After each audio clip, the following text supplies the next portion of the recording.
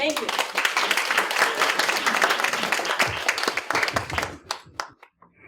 All right. Can you guys hear me? Yes. Good. So first of all, thank you all for coming. Isn't that how usually most people start an event? Thanks for coming. But I used to ask the question, who's ready to have fun today, right? And everybody would be like, yeah, let's have fun. But having fun is like, getting in a jacuzzi, feeling the bubbles, having an experience, right?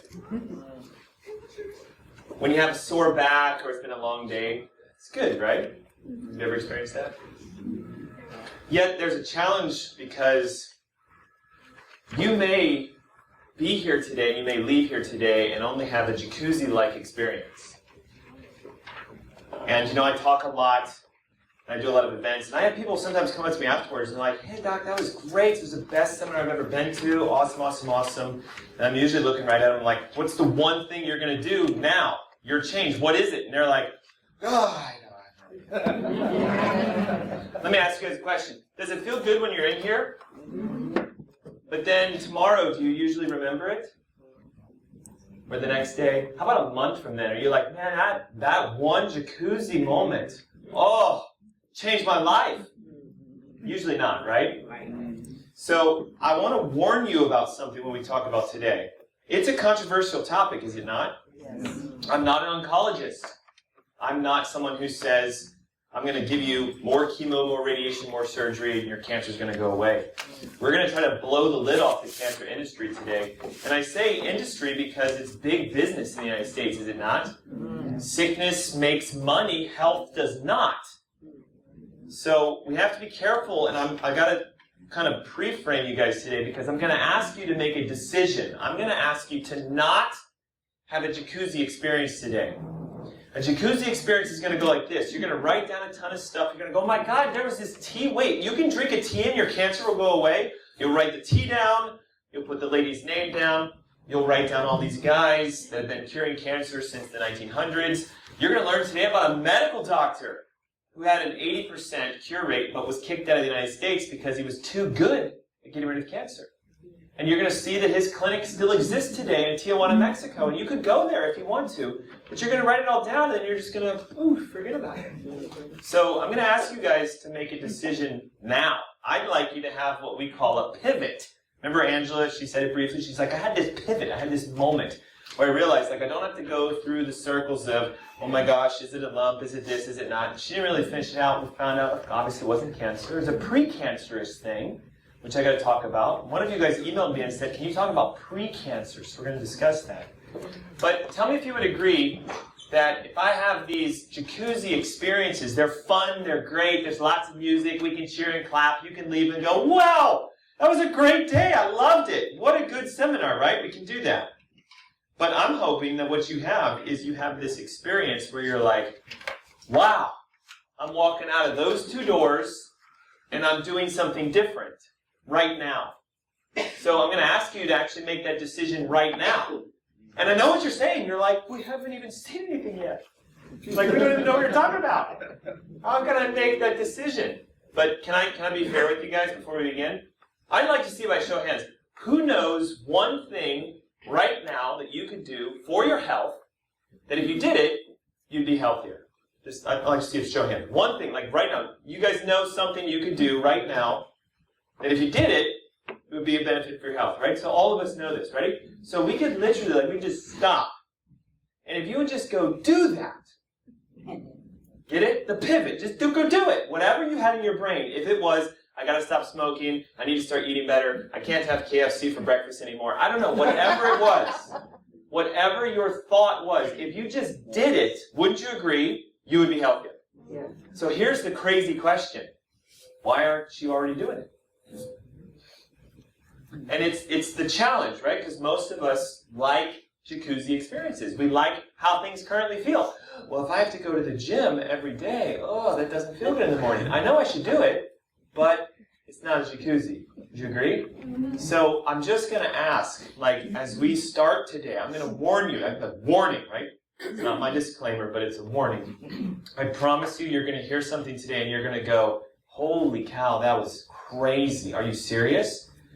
And I promise you that if you implement some of the things that I teach you, you can not only, if you're currently diagnosed with cancer, reverse it, but better yet, to those of us who don't have it, what's the best method? We all know this, right? What's the best method to cure cancer? Prevention, right? And guaranteed, each of you probably have some idea of something you could do to prevent cancer. So we could just stop right now and go do it, and you guys would be healthier. But I know you're here for a reason. I know that it's not by coincidence, right? It's just you're here because you came looking for something. We're going to figure out what that thing is today. But I'm going to ask you to go deep while we walk through stuff. Pivot. That's our key word for today. What is your pivot going to be? What are you going to do different leaving here? And honestly, for some of you, maybe that pivot is getting a test done that you've never had done before to find out how healthy you are. Maybe it's those of you who are current patients, because I see a lot of friendly faces. Maybe it's like, you know what, you're right, like that's that one thing I haven't done yet. I'm going to do it. And I don't know what it is for you, but I promise you, I work with patients with cancer, heart disease, diabetes, MS, Parkinson's, Alzheimer's, simple things like neck pain, back pain, headaches, sciatica, etc. And every single one of them has amazing change, not because of something I do, but because the pivot takes place. And those of you who are shaking your heads are usually the ones I've already worked with. And we're talking about huge pivots, even cancer pivots. And if you're here today going like, I've got cancer, and I'm going to share with you what you can do right now so that you can stop the current production and potentially reverse it. And if you're looking to get better from something else, maybe it's like thyroid or diabetes or whatever, I promise you the same thing applies. Because let me just see if I can sort of share this with you as we begin. You guys realize you don't catch cancer, right? Okay, so it's not just something that you just wake up and all of a sudden, boosh. Okay, when I say something like, you've probably had it for years, most people are like, oh yeah, that makes sense. But the challenge is we don't realize that cancer is always the downstream effect of years of chronic illness. So if you think about it, you don't get sick from having cancer, you get cancer from being sick. Does that make sense? But here's the challenge. Most of us wouldn't look at, oh, it's just a little bit of high blood pressure. I take a blood pressure medication. It's controlled. That's still sickness. Oh, it's just a little bit of neck pain or back pain, my sciatica. When I have a bad day, that's still sickness. Okay? If you're taking a medication for something, I promise you, you're sick because you shouldn't be taking medications for anything. And so we want to reverse it. And I know sometimes in our brains we're like, yeah, but that's not really sickness. Like sickness to me is this. But see, that's your definition. And I believe, this is just my belief as we start to get started today, is that if we want to fix healthcare, right? All the politicians are trying to do it, insurance is trying to do it. Truly, if you want to fix healthcare, you have to realize we don't have healthcare. Would you guys agree? We have a sick care system that will take care of you when you're sick and keep you sick and maintain you sick. And I have sometimes, conversations with patients and they're like, well, I have insurance that's supposed to take care of me. But see, my belief is you don't need insurance. You need the assurance that what was already given you is what's going to take care of you because your body has the natural ability to heal by itself. And so if I can sort of just crawl into your brains and help you guys have this pivot, you're going to have your life change from today forward. But the crazy thing is, not all of you are going to pivot today.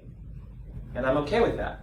The statistics say it's a very limited amount of you are going to do it. Like nationally, I think the pivot moments, like people who say, oh, I went to a seminar and my life changed. Do you ever wonder, how is it that two people can go to the same thing and get two drastically different results? We did a weight loss event a couple months ago, and we had, it was packed, right? And what happened is, I followed up with some people. I said, hey, it's been 90 days. How you doing? Oh, I have no change. 90 days, I lost 37 pounds. I'm like, you guys were both at the same event. Why did you lose 37 and you lose nothing? Can you guys help me with it? Who had the pivot? Yeah, and you know what's funny? And was anybody at this one where I was talking about you should have a stick of butter every single day? It should be your first breakfast. Anybody there? Actually eat an entire stick of butter? He told me Saturday he went straight to the grocery store, bought a grass-fed stick of butter, ate the whole thing, and then on Sunday, Monday, Tuesday, Wednesday, Thursday, ate an entire stick of butter every day, 37 pounds down. I asked the other person, when did you buy your stick of butter? They're like, wow, I forgot about that. Pivot. So what was the difference between the two? This person decided to take an action. Do you guys know information is basically meaningless? We have so much information today, wouldn't you agree? I mean, shoot, Google's filled with 58,000 websites that'll pull up in a half a second if you type in what is cancer, but it's all meaningless unless you take action in that. And so I want you to sort of think of your world as what you've been used to, right? This is the jacuzzi. All your friends and your family and your loved ones and your doctors and everybody that you guys know. And a pivot would be like jumping out and going into something new. And I do realize that's a little scary sometimes, isn't it? Like, wow, really? Like the butter analogy. Who already is like, this guy's nuts? Butter, and have a heart attack, have high cholesterol, etc. But those of you who have been doing this know, no, listen, it does work. Like as soon as we try it, we're like, wow. So it is a little freaky over here in the beginning, yes? Listen, I mean, how hard do you think it is when I consult with a cancer patient and I tell them, okay, look, you have two decisions. You can keep doing what you're currently doing. If you're on chemo, radiation, surgery, you can keep doing that. But deep down, like you wouldn't be meeting with me unless you don't realize that stuff isn't working. Do you guys agree? Yes. So I'm going to ask you to pivot. Stop.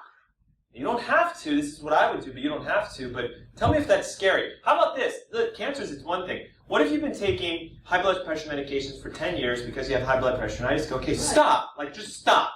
Don't do it anymore. It's hard, isn't it?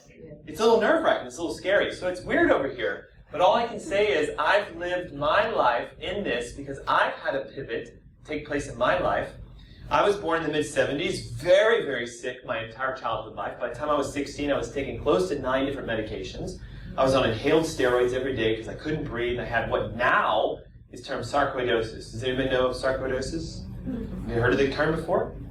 It's an autoimmune inflammatory condition where your body starts attacking your lungs and lays down scar tissue like lays down bricks, right? So what would happen if my whole lungs filled with scar tissue? And you would, it's quite serious, right? There is no known cure for sarcoidosis because it's autoimmune and everybody's like, we have no idea what to do with it. So the medical treatment for it is? Drugs and surgery. Drugs, well, surgery would be take your lungs out, right? So in that instance, right? What kind of drugs do they give for autoimmune conditions? Steroids, right? So what was I doing? Every day, I was inhaling steroids. Because it was calming down the reaction. I could breathe a little better, but what do steroids do? Do they weaken or strengthen your immune system? So, I mean, I was sick. I got thrush infections. I had mushrooms growing in the back of my throat. I got fungal infections. I got sick every year. When the flu came, I mean, it knocked me out for weeks. And I had a pivot when I decided that instead of going to become a medical doctor, because I figured, right, I grew up my whole life in hospitals. What do you think I wanted to be when I grew up? I wanted to be a doctor. I'm like, I can cure myself. You guys are crazy. No one's figured it out. I'm smart. I'll figure it out. I'll go to medical school. In fact, I didn't just want to do MD. I want to do MD PhD because I thought I could do this. I spent 2 years actually doing cancer research, which is why this topic is very familiar to me. Because in order to get into the school I was going to, you had to do 2 years first, have at least 5 publications, then they would let you in, then you do the MD PhD. You cram all 9 years into 5 years, and that was me. I'm like, let's do it. 2 years doing cancer research, and the funny thing was, the doctor that I worked with was a world-renowned oncologist. And I asked her, hey, listen, you've been doing this for like 30 years. I'm about to start this. Would you do it again if you had like chance? Like if you were me, would you? And what did she say? No. Shocked me. I went to another one. I'm like, you're the lead researcher. This is the guy who designed, by the way, the HPV vaccine. I worked at the National Cancer Institute. Him, the guy that designed it. And I said, hey, listen, if you were going to do this all over again, would you do this? Would you become this doctor? And he's like, nah, man, this is misery. And I said, I'm like, why? He goes, well, every time I work with a patient, within 2 to 3, 4 weeks, 5 weeks, they're dead. It's death and misery and decay and decrepitness. And when I was working there, my job at the time, right out of college, was to draw blood on cancer patients every 4 hours so we could see what was the chemo doing to their body. Was it working or was it killing them? And it was not uncommon for every Monday I'd come in and I'd be like, where did John go? I'm supposed to collect his blood. And then he passed away over the weekend. And that was my pivot because I said, my God, like, I don't want to do this. I was going to a chiropractor because I had a lot of neck pain. And all of a sudden, once I realized that there was a different connection for health, he started teaching me that there's a whole other system. And here I am today. I take no medications. It's been over 30 years and nothing, zilch. No steroids, no antibiotics. I have changed my life, and I've seen thousands of people do it. When I say thousands, do you guys, I don't know if you realize, can everybody turn around and see that little white camera right there with the red dot on front of it? Several hundred people are watching this online in other states. because they didn't have the luxury you had to drive here or fly here. So we want to just wave to Facebook real quick. Can we do that? Yeah! Oh, we're having a jacuzzi experience. But I want you guys to understand, like, this is real for me. It's changed my life. And I've seen cancer patients literally turn around from stage 4 all the way back to healthy again. But the key is you have to have your pivot moment. Does that make sense? And the challenge becomes, I'm going to use an analogy to help you guys understand what cancer really is. Are we okay if we do this? Like, we're going to start here. We're going to go deep. Like, I want you taking tons of notes. I want to see your pens on fire. Like, there should be smoke coming off the tables. Deep, deep, deep. Okay? This is our city, yes? Charlotte. Okay? Now, if you took an aerial view from Charlotte, it looks, very active. For example, we have highways, we have greenways, we have electrical stuff like that. Sewer systems. It's funny. I'm originally from a larger city. I grew up in the Maryland, D.C. area, which is why I worked at the National Cancer Institute. I used to be like, and there's a we don't have a subway here, do we? We have like a light rail which goes from out right there, don't we? That's just a Charlotte joke. But understand the analogy real quick. Ready? This is the city we live in, and there's millions of people that are actively keeping the city alive. Would you agree? Like, if you all just stop shopping, you stop driving, you stop doing stuff, basically, eventually, this place is going to fall apart. So we have all these things going on as if it's a cell inside of your body, okay? So I want you to think of a cancerous cell. Right now, it's performing its functions. There's water coming in, there's electricity coming in, people are trucking in food, you're buying food, you're doing things, you're going to football games, etc., yes? So it's a city. And of all the systems that are inside of this city, I'd like to ask a question. Which one do you think, if it stopped, would have the biggest effect? Like, if we had no more electricity, would that be a big deal? Yes. Okay, what if there was no more running water? Yes. Okay. Which do you think would be worse? Water, okay, right? So what if the air was then polluted? Which would be worse, having no water or having bad air to breathe? Yeah. Yeah, about the same, right? Would you agree? But I'm gonna argue that it's neither water nor air nor electricity. It would be if this system shut down. Right. What would happen if all of a sudden there were no more trash trucks going through this and cleaning up the wastes of us living our lives? What would happen? Real fast, what would happen? So like maybe a week or two, right? It would start piling up. Now our city, the system would start getting filled up. This might be a couple months maybe 6 months, something like that. Maybe like a year or two, right? Now where's our city? Well, it's underneath all this stuff. Now I'm going to ask you guys a real quick question. Hopefully you can put the analogy together. Okay? Why are there buzzards and rats and other vermin in this environment? Why are they there? They get the food there. That's their supply, right? They're living off of this, okay? Now, here's the challenge of how people view cancer. They view these guys as the cancer. They are the things that are eating away at your body, right? Living off you, your environment. This rat is cancer. Cancer. Like, oh my God, there's cancer everywhere. So we could cut these things out, and does that remove the cancer? It depends upon what your definition of cancer is. Would you agree? If your definition is something that's abnormal, that you wouldn't want to have in your body, that's replicating, taking over, and eating you, then the definition of cancer would be that. And that would be them saying, yep, there's the cancer, let's get rid of it. But I want to ask you a question. Did the buzzards make the environment dirty? Were they there first and then the trash came? Did the rats show up and then all the trash develop? So here's what cancer is. It is the effect of you having too much trash in your body, which invites the growth of the cancer in your body. I want you to think of cancer like a fungus, like a yeast or a bacteria. It's something that feeds off of a specific environment. So the ultimate question that I have is, here's a picture of Charlotte. Why aren't there any buzzards and rats here? It's clean, it's been maintained. Why are they here? Because they were brought to this. Does that make sense to you guys? Now, if we use the analogy of the city as you, When your body is clean, when it's in a state of natural environment, you don't actually have, or develop cancer. So the ultimate question that's always kind of bugged me and probably a lot of you is, how come some people get cancer and some people don't? Also, how about this one? How come someone can smoke their whole life and never get lung cancer? Yet someone who actually never smokes a day in their life ends up with lung cancer. And then you know what the doctors will say? Well, that's secondary. You were breathing the smoke off someone else who is, well, yeah, that's crazy, right? If you understand my analogy, this is going to transform your view of cancer, because you shouldn't be afraid of cancer. Cancer's doing what it's supposed to be doing. These rats are here because they're trying to eat the trash to clean it up. You didn't clean it up. Ooh, this is deep. The cancer is actually in your body because it's the thing trying to fix you. This is huge. You've got to understand cancer's not a disease, it's a symptom. It's like having high blood pressure. Is having high blood pressure the problem? No, it's what's causing it that's the problem. Does having cancer, is that the problem? Well, that's what we're being taught it is, right? So we'll just go in and we'll cut it out, we'll nuke it out, we'll burn it out, etc. Unfortunately, the more toxic you make the environment, the more likely you are to have more cancer. Does that make sense? So what I want you to understand is it's the difference between the inside of you. When you are clean, and we're going to talk about what I mean by clean, not just like I took a shower and I smell good and stuff like that, but the insides of your body when they're clean. And how do you define that? How would you know if you're clean on the inside? We have to talk about this deeply today.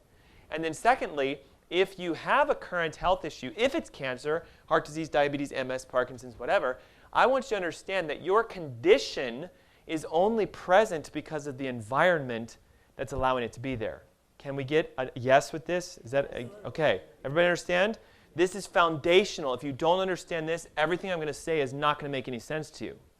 So I'm going to hope that we're there, okay? Now, real quick, I'd like to see just from you guys, what did you come here today for, out of curiosity? I've got a whole thing laid out. We're going to talk about what cancer is, where it comes from, all the natural cures, things you can do right now today. And if you've got a precancerous condition, which we're going to talk about, how to get rid of it so you don't become cancerous. But what do you guys want to know, out of curiosity? Just so we can make this a jacuzzi experience turn into a pivotal experience for you. Well, how to clean it up right now. Okay, that's a good one, right? So let's say we currently have something going on and we want to clean it, okay?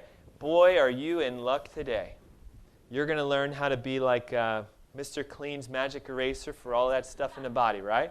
You guys will just magically erase it out. Thank you for sharing that. Is there anybody else here out of curiosity who wants to figure out how do I clean up my body so I can start healing? Just out of curiosity? Yeah, you'd be crazy if you're not raising your hand, but etc. What else? Yes? How to clean up your mind and your thoughts. So we got how to clean physically. How about that? And then you want to know like how to mentally. And I'm going to say that's probably the hardest of the two, if I had to just say. But you know, for me, usually surrounding yourself with people that have gone through something that you're looking for is a great way to sharpen your mind. Because usually we tend to have accumulative thoughts of the kind of people we hang out with. So if I'm hanging around with people that have negative thoughts and statements and things like that, what do I typically then become? I get into that. It's like I live. It's like oozing all over me. So the best thing to be would be to get engaged with people who want or have what you want, if that makes sense. So you just got to look for what you're looking for and hang around with those people. What else? Yes? Some of the genetic tests regarding the detox. Yes. And how about, so you said genetics and detox. But how about we also talk about what's the deal with genetics and cancer, or just genetics in general? Is that a good one? Because let me just ask real quick, okay? Just a poll of the audience. Do your genes cause disease? Okay, so does having a gene make you have disease? Isn't that what they're trying to teach you, though? Like, well, what about Angelina Jolie? She got this genetic test done. They said you've got this positive gene for cancer. You don't have it yet, but we'll just cut both your breasts off so you'll never get cancer. And yet we know that you still end up getting the cancer sometimes. So just because you have the gene doesn't mean you get the illness. And then what we have to talk about is does the gene get turned on or off? And then what you're talking about is some people genetically have poor detox pathways. They have an inability to sort of engage them, and so you have to support them so we can keep the pathways open. Does that make sense? Yeah. And I was going to say, have you ever heard the term genetics loads the gun? Yeah, yeah. Well, so here's the idea for me. Your genes are more of the bullet, okay? So like, if that's the bullet, I'm not an artist, so I'm not even going to attempt to try. Oh my God, that was terrible. But if you put the bullet in the gun, who does that? Person, okay? So the gene is this. We load it, and then what is it that pulls the trigger? We also pull the trigger. So we are the cause of our genetic expressions, and that's what we're going to talk about. Great analogy. Yes, ma'am? You referred to it earlier, but they have place in Tijuana, Mexico. Yeah, so we're going to talk all about all the various clinics and places you can go and how that works and things like that. Yes. Anything else? These are great, by the way. So, yes, sir. Okay, high blood pressure pills. Is there anybody here that would like to get rid of something that is outside of cancer but is now what we will term pre-cancerous, which you're going to learn about today? High blood pressure. Anything else? Thyroid, diabetes, etc. Diabetes. What was it? What was it again? Thyroid. Oh my God, yeah. We got to talk about that. Yes. Arthritis. Okay, perfect. So we're going to do all of that, okay? So that's why you guys are here. I'm here, as Angela said, because this is a passion for me. I live this, and I've been in this my whole life. I was, like I mentioned to you, very, very sick my whole life. And it wasn't until I met a person that at the time you would consider to be a holistic alternative doctor, rattled my world, shook me up. And then secondly, even though I started studying all this stuff, it really didn't hit home until my wife got sick. She got really, really sick. We started a clinic here in 2008, and in that process of just building a clinic and the stressors of it, she started to express some very heavy symptoms. We now understand that part of it was chronic toxicity that she was exposed to, some mold and some Lyme. She got an infection, and it spread throughout her body, and nobody knew about it. And they kept saying it was your thyroid shutting down, it's chronic stress, it's adrenal fatigue. Because of the various toxicities, I mean, it got to the point where my wife was one of those people who, I would wake up and be like, are you going to get up today? Like, are you still alive? Like, I mean, it's a scary moment when that kind of thing happens. We'd been married for 10 years. We didn't have any children, and part of it was because of the toxicities and stuff. Her environment wouldn't allow for a child to grow inside of her. It's a huge stress on a newly married couple and everything else. And then all of a sudden, again, I had a pivot moment where I learned more about what I'm going to teach you guys today, and I applied my knowledge to my wife, and then all of a sudden, this angel comes around. And Ava is now 6 years old, and we say an angel because she's got blonde hair and blue eyes, and we do not. And then about a year ago, he came around. Notice, blonde hair, blue eyes, and we're trying to still figure it out. But I love what I do, and Angela's right. I didn't have to come here today, but I came here because I know that you guys are looking for a change in your life like I had, and this information is too valuable not to share with the world. We do Facebook Live, we do the radio because it's a life-changing amount of information. So here we go. Maybe this is new for some of you, maybe not, but back in the 1800s, this gentleman was the pioneer in what we would now term the natural cancer fields, Dr. Otto Heinrich Warburg. Where do you guys think he's from? Germany, right? What were we doing in Germany in the 1800s, 1900s? So, lots of stuff, right? So in 1923, he found what is known as the root cause. Now here's the thing. This gentleman doesn't get very much credit today, partly because he is German. And in the 1920s and 1930s, we were at war with Germany. So part of it is he found the cause. And I need you to be very clear with this because the cause is something that no one is still looking for. We're looking for the cure, okay? So he finds the cause, publishes his cause, and wins the Nobel Prize for this. And what he said in his Nobel Prize paper was that cancer and other diseases cannot exist in an environment that has oxygen and an elevated pH. You guys heard about this pH concept? Like some people call it the acid-alkaline theory. If your body's alkaline, no disease can exist. If it's acidic, disease is ridden. This is him. He's the founder of that. And he won the Nobel Prize. What he did was he said, listen, if I take a normal, healthy cell and I cut 35% of its oxygen away, it will become a cancer cell within 2 days. So he can take this normal cell and make it a cancer cell, so normal to cancer, by doing what? Shutting off its oxygen, thereby showing you that oxygen is required for normal function. He went further into it because he's a scientist and said, well, not only is it no oxygen, but when a cell does not have oxygen, it must use sugar and ferment it for energy. It has to ferment sugar. So the fermentation leads to lactic acid, which leads to a decrease in pH. So the acidity comes from the lack of oxygen. So he went two ways. He said it's acidosis, decreased pH, and lack of oxygen. His proposed cancer theory at the time, cancer treatment, was if you would just breathe oxygen directly and drink baking soda water or inject baking soda into your tumor, it would disappear. And there are various doctors that have done this, and they've gotten great successes until they start publishing their results, and then they get kicked out of the United States. If you want to Google baking soda cancer therapy, you can look into it. So we're starting with him because he sets the foundation. What is it that causes cancer? Two things: decreased oxygen and a decrease in the pH inside the cell. And we're going to talk about what causes those two things. Does that make sense? Are we okay so far?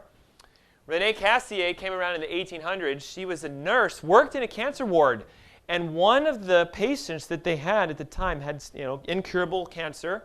And all of a sudden, they were watching this woman get better. Everyone else is getting worse. She's getting better. And this nurse says, well, what, there's something unique about you. What are you doing? Finds out the patient is drinking this tea. She had an Indian origin, not from India, but Native American Indian. She had an Indian origin. The patient was drinking this tea, and all of a sudden, she gets cured. She starts getting curious, investigates this tea, leaves the cancer ward, and starts something at the time called the Cassier Cancer Clinic. This was in the 1920s. Up to 1,000 people per week would come to her clinic. Now, here's what's crazy about this. She would literally just go like this. Here's the tea that the patient drank that got better. I want you to drink this every day until your cancer goes away. That person had to do what? Make a pivot moment. That's right. Let's do it. Okay? Here's part of the reason why the pivot was easy for them. How much did it cost? She gave it away. She's like, here, it works so great. Cancer's all over the place. Just drink my tea.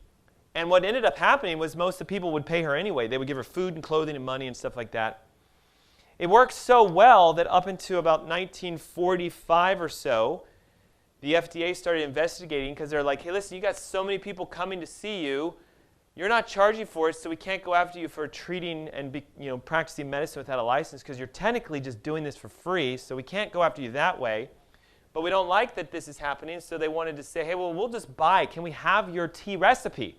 And she said, well, I'll just give it to you as long as you can ensure you will spread this amongst everybody, teach everybody, all the doctors how to use this. They said, well, we can't do that. She refused to sell it. In 1988, after she passed away, it was sold for $120,000 to a naturopathic doctor. He bought the original recipe, kept it secret. I don't know why. Kept it secret for years.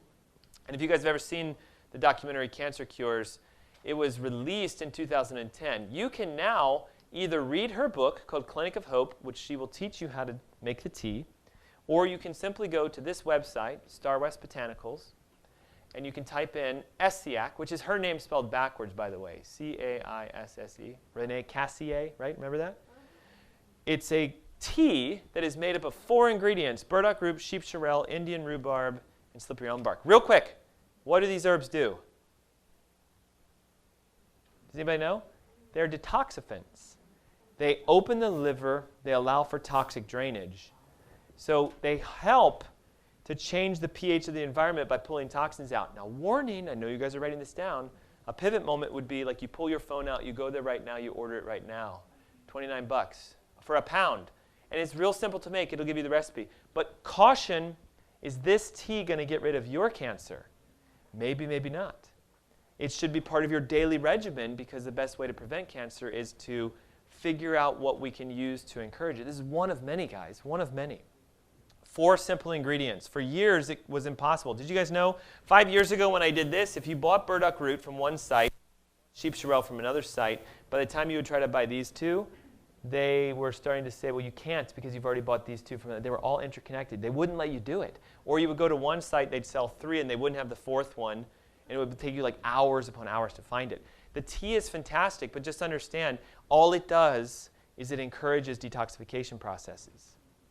Max Gerson, back in the 1800s, found out that if you take a person with cancer and you have them drink vegetable juice every day and you give them a coffee enema every day, that their cancer starts to clear out. He was a meticulous scientist. Got to the point in the I think it was like 1920, 1930, where he had an 80 to 90% cure rate with various cancers. This clinic still exists today, the Gerson Clinic, not in the United States, but down in Tijuana, Mexico. It's one of the many down there. But let me ask you a question. Vegetable juices every day, coffee enemas every day, what are they doing? Detoxing. So we have Cassier detoxing. We have Gerson detoxing. If you've never done a coffee enema before, it's a simple procedure. You buy an enema bucket kit. Basically, you would fill this with coffee. And you want to make sure the coffee's clean, of course, right? It's not using Folgers. Would you guys agree with that? Clean, clean, clean coffee. And basically, you just let the fluid go up into the rectum. You hold it all into your bowels, slosh it all around, defecate it out, and you do that a couple times a week. Now, the thing is some of you are like, oh, my God, that sounds like ridiculous. But, chemotherapy, radiation surgery is pretty invasive, is it not? This is really easy to do. Now, Dr. Hoxsey, probably by far one of the most famous of them all, because this guy actually developed several cancer clinics in the United States back in the 40s and 50s. He was wealthy because his family struck oil in Texas. So the guy was like a billionaire. He was also a naturopathic doctor, so he was already helping people with herbs and things to that effect. And as it goes, his grandfather was a veterinarian that had a horse that had cancer. And they said, well, this horse is going to die. We might as well just let it out to the pasture so it can just live its life and die. We're not going to put it through chemo and radiation, things like that. So they just let it loose. And then a year later, they found it. And they're like, there's no cancer on this horse. What's going on?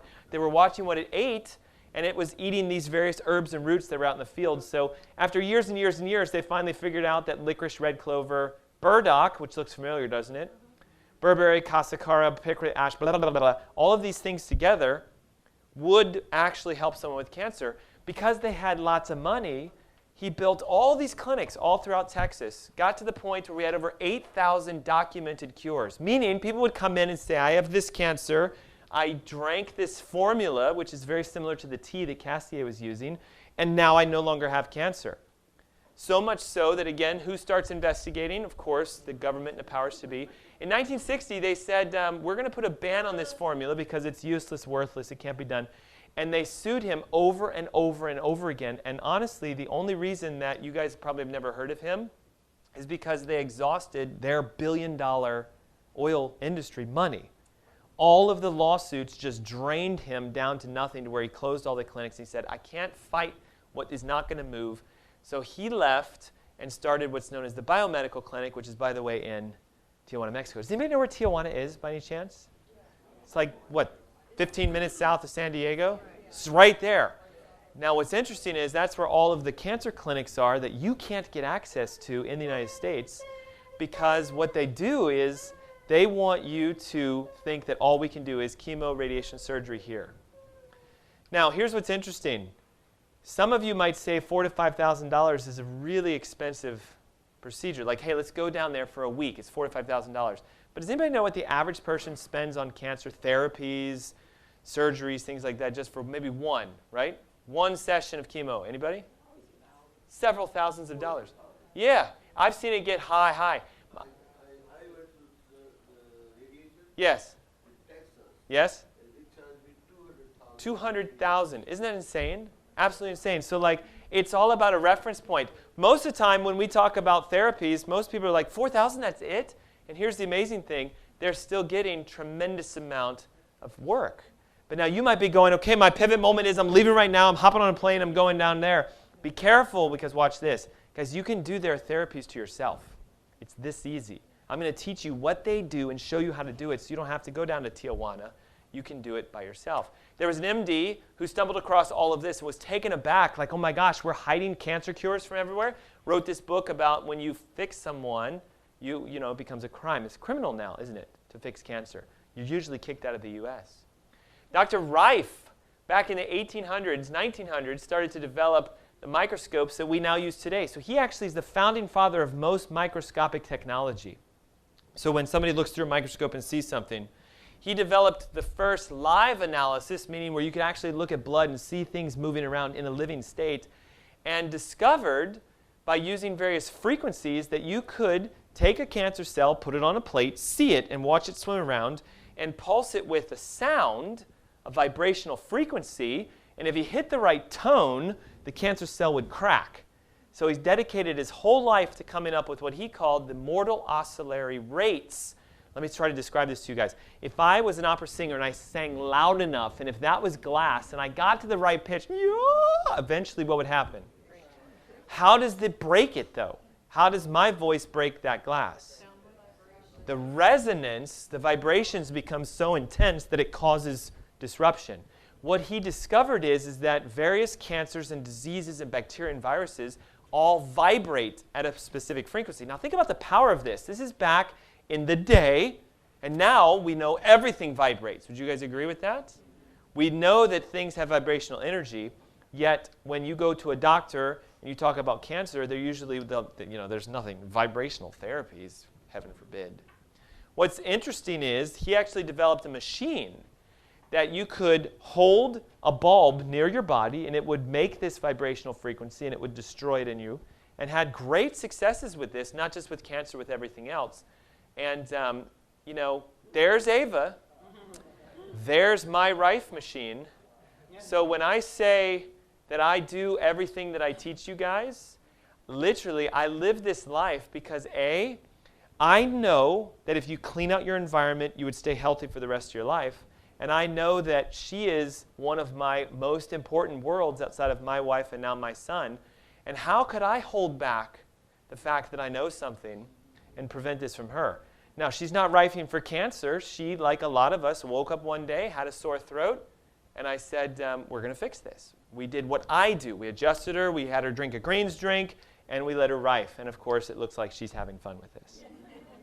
Now, some of you might be like, I had no idea any of this stuff existed. This is why you have to learn. This is why you have to apply information and turn it into action, which is knowledge. I promise you, this is a very inexpensive machine in reference to what it does for your body. And maybe some of you might be at a step where you need somebody to coach you through this. How do we actually take care of ourselves?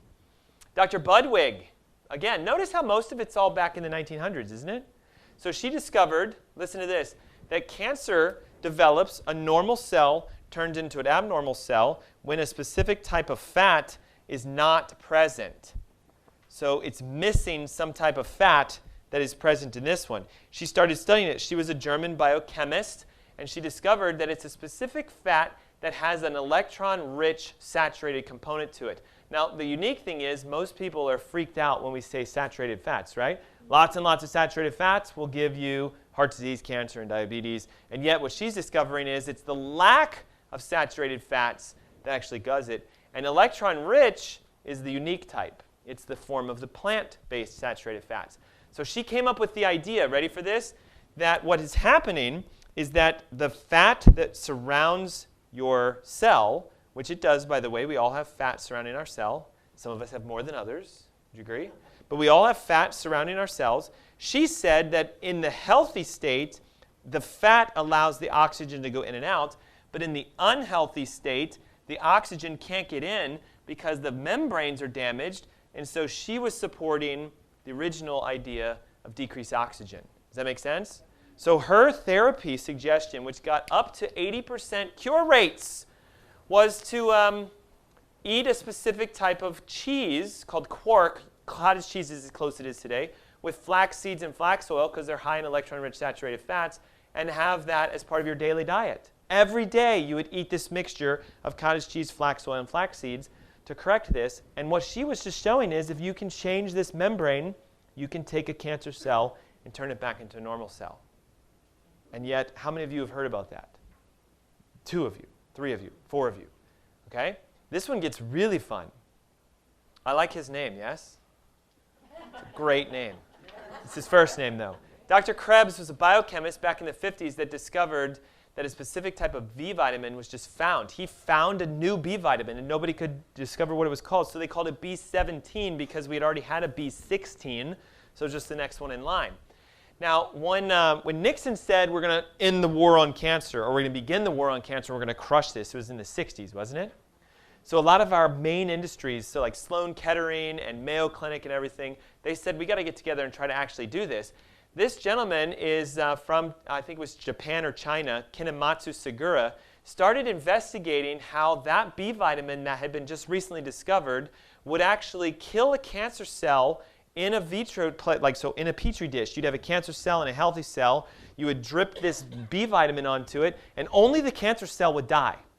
The healthy cell stayed alive. And that's huge, yes? Because that's what everybody's trying to do right now is keep you alive but kill the cancer.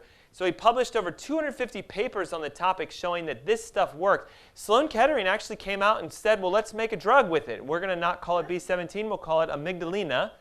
And they started using it. And so in I think it was 40 or 50, somewhere in 1970, this medical doctor was the first to start experimenting with this new drug called Laetrile. And he said, okay, I'm going to start taking my cancer patients, and I'm going to start giving it to them, and I'm going to see what happens. So he had two different main primary trials that were done, 180 patients, 108 patients. And what he found out is that most of them were still alive years later, 57 to 77% success rate with a vitamin. And then, of course, like everything else, they said, let's start pushing this and making this a bigger product. But because it's a vitamin, what happens? Can we label a vitamin as a drug? No. So they said, well, we can call it this, but technically we can't push it as a pharmaceutical. It doesn't fall under the category of chemotherapy or radiation or surgery, so we'll just not use it. We'll ban it in the United States. It became banned in the 1970s. And now you can no longer get it. Even if you try to find it today, it's not available. If you went to Mexico and you got lucky enough to get it, as soon as you cross the border, if you have it, you're arrested immediately on the spot. You cannot bring it into the United States. Yet it works so well. So here's something that's fascinating. Apricot seeds are extremely high in vitamin B17. And how easy would it be for you guys to start eating a handful of apricot seeds every day? Easy or hard? It's hard. Why is it hard? You can't buy apricot seeds at Whole Foods, Earth Fare, Trader Joe's, all those places. Isn't that wild? So you have to go dig for this stuff. You have to go find them. Sometimes you have to get the apricots, crack the seeds out, hang on to them yourselves. Or if you're lucky enough, you can go to like an online place like Thrive, etc., and find them. But I promise you, they're starting to realize that more of us are doing this. And so it's becoming less and less available. It's as if you literally have the answer right in front of you, but you can't go get it. So if you can find them, eat them. Are they bitter? Yes. They don't taste very good. But one thing I've learned is that usually the worse things taste, the better they are for your health. Isn't that the truth? So I know that I just threw a ton of like these cures at you, but I want to drive a take-home message with this, right? Did you notice a common thing amongst all of them, a common theme? The idea is they're going after the cause rather than going after the symptoms. And so we're now going to shift gears into really going in depth as to how does a cancer cell, a healthy cell turn into cancer, and how does a cancer cell then turn back into this? Because you have never been told that that can happen. You've been told if we kill it and we're lucky enough, then these will replace it, right? But no one's ever shared with you that they're actually the same cell, just performing two different duties. A cancer cell is a healthy cell, but it's in a different state. It's like the city that's covered in trash. There's still a city there. It's just not working the way you would expect it to work. And once you understand that, if you have cancer, all you have to do is shift the environment of the cell, and it goes right back to this. That's how stage 4 cancer disappears. Holistically, naturally. Did you guys realize that technically more cancer has been destroyed by you innately than by chemo, radiation, surgery? Because like Angela said, well, I felt something. There it was, precancerous, starting to be cancer. She did what I taught you today, disappears. I have stage 4 cancer patients that have nothing in their body anymore. I have patients who are in stage 2 and stage 3 that have been stable for years. No new growths, no shrinkage either, which means you're in a state of remission because your body's going, I've got it, I've got it, I've got it. Does that make sense? I know it sounds crazy, but it's real simple. We just need to get rid of the trash.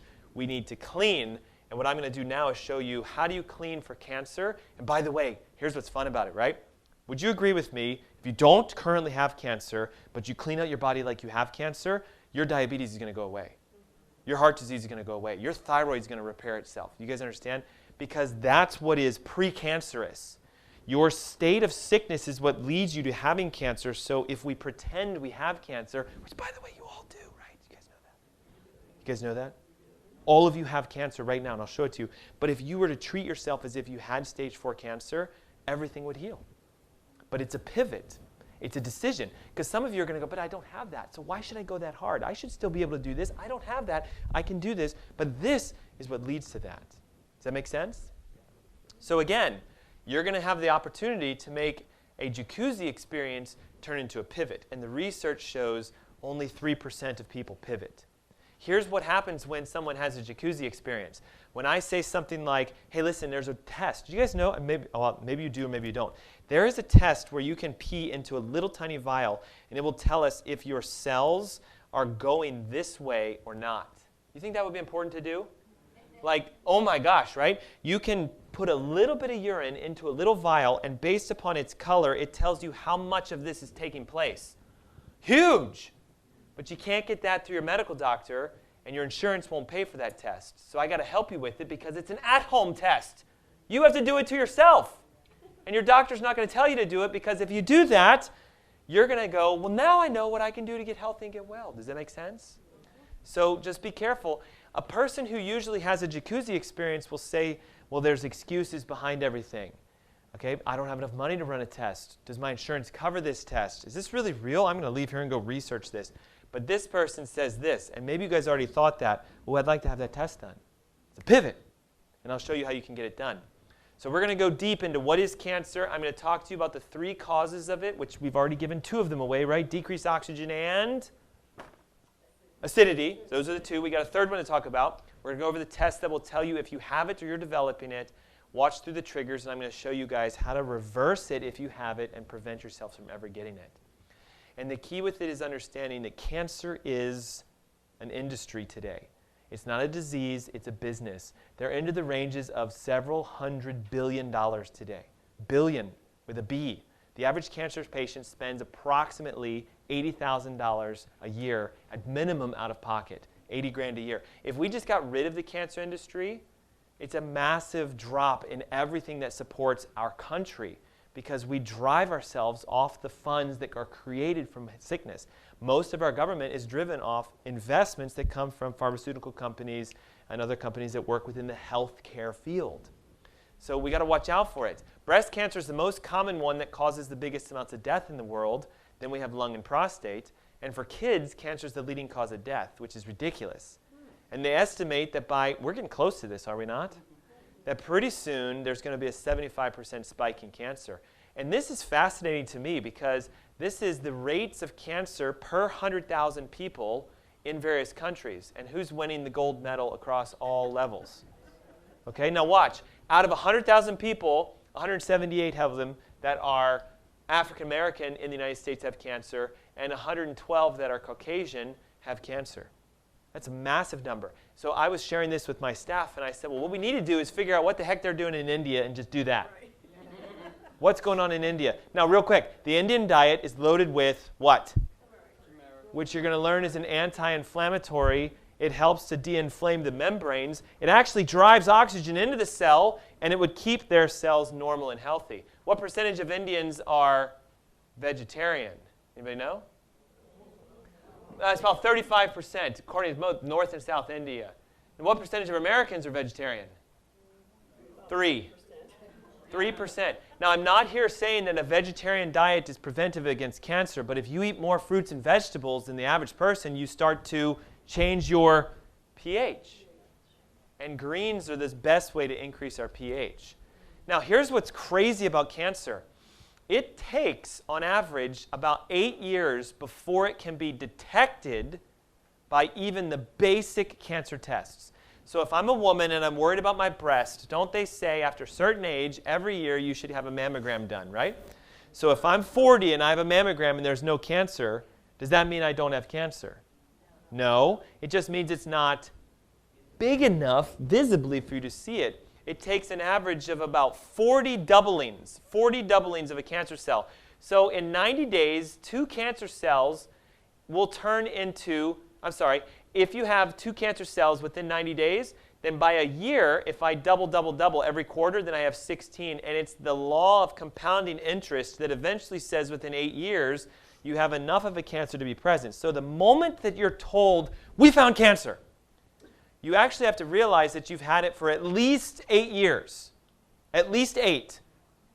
So if you think that just cutting out what's visible is going to get rid of it, you got to think again, because all they're cutting out is what they see.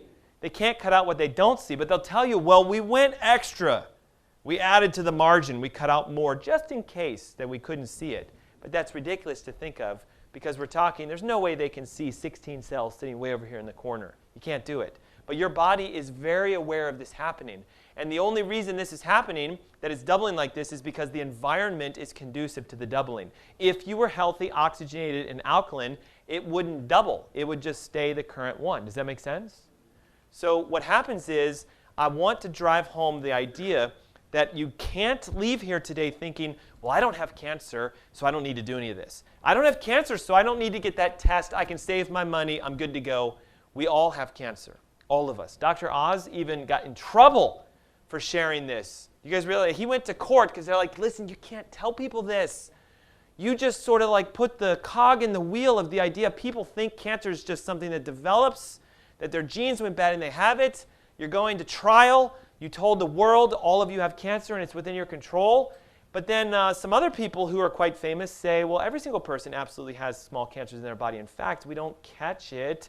We already have them growing inside of us. We provoke cancer when our bodies lose the ability to keep the naturally occurring cells at bay. When you lose your strength, you can't keep the cancer from developing. Does that make sense? So unfortunately, all of you right now, even me, have cancer in your body. Why do you think I rife on a weekly basis? Because I don't know which level of doubling I'm at, and I'll never know. All I know is if I try to push it as far back as I can, it's not going to happen to me. Make sense? Now, let's talk about DNA for a second. You asked a question that's really great, but also very deep for the average person. What about if I have a genetic test which shows something like I'm not able to detox? Are you talking about like the methylation tests and things like that? Okay, so I would love to talk about that here. I think I'm going to lose everyone with it. We can chat a little bit. But the idea behind what you're saying is some people do have the genetic inability to pull toxins out of the cell and to get it out of your body. Some have heterozygous and homozygous, and basically what it means is the degree at which you're able to get rid of the toxins. Now watch, if toxins build up inside of a cell, it will cause congestion, which makes the pH decrease. And so someone who's genetically susceptible to non-detox, it is a must to figure out how do you then support them. How do you help them to detox? Which means they need consistent detoxification enhancements. Not just juice cleanses and colon cleanses, but actual cellular level of detox. It requires an immense amount of testing to find what you're missing, and it has to be a lifetime of taking them. But if I can take a small tangent, technically all of us could benefit from detoxing on a daily basis. Would you agree?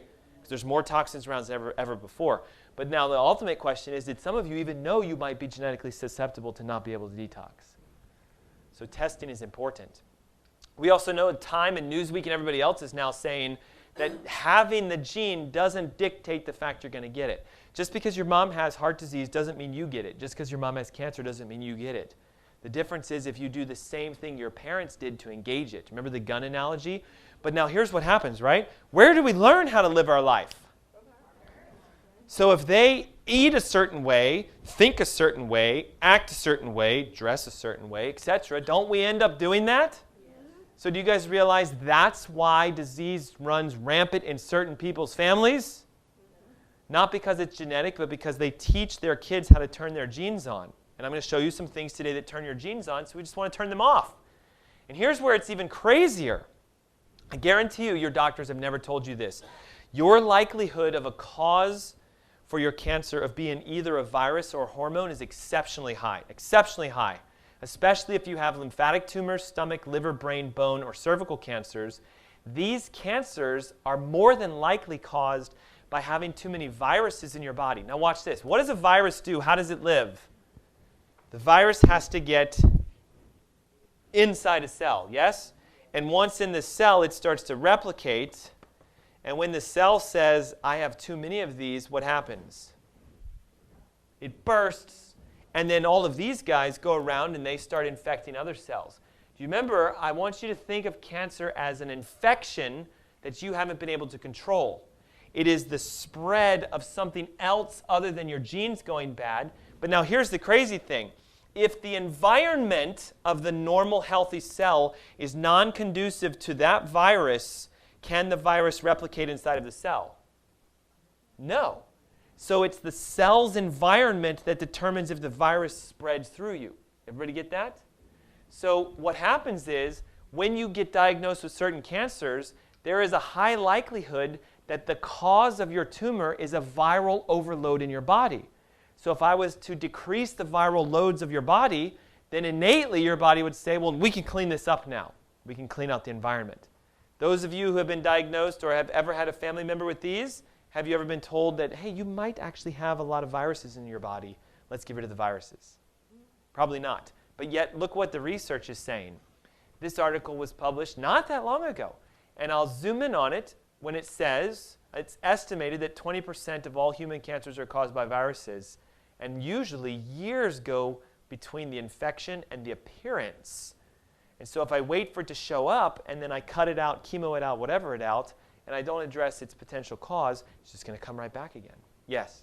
I'm just wondering if some of these are probably, I would imagine, related to like the staph viruses, the herpes simplex viruses. Yes. So the big ones are things like cytomegalovirus, Epstein-Barr, mono, right? The hepatitis viruses. And technically, all of us have a level of viruses inside of us. Would you guys agree to that? But some have more than others. And depending upon the strength of your immune system, you're going to either express them or not. A lot of us have simplex viruses and cold sore viruses and shingles viruses and chickenpox viruses. But it's when you have too many of them and they overload the system that we start to see cancers develop. This is the list of cancers that when we work with them, we usually start going after viruses or parasites or other things that are creating the infections. The other thing is these tumors, breast, ovarian, uterine, prostate, thyroid, colon, are almost always hormonally caused. In that, toxic hormones engage a cancerous state inside of the cell. Here's what typically happens. A cell has to be told what to do. Would you agree? They kind of live on their own, but at the same token, they don't. They have receptors, and so if a hormone lands on the receptor, it makes an action. Now, the problem is usually we have toxic levels of hormones.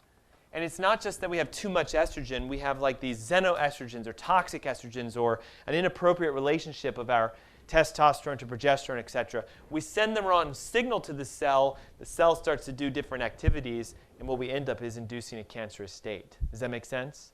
So it's not that the hormone creates it, it's the disrelationship of the hormones or the fact that you have a toxic hormone that drives it.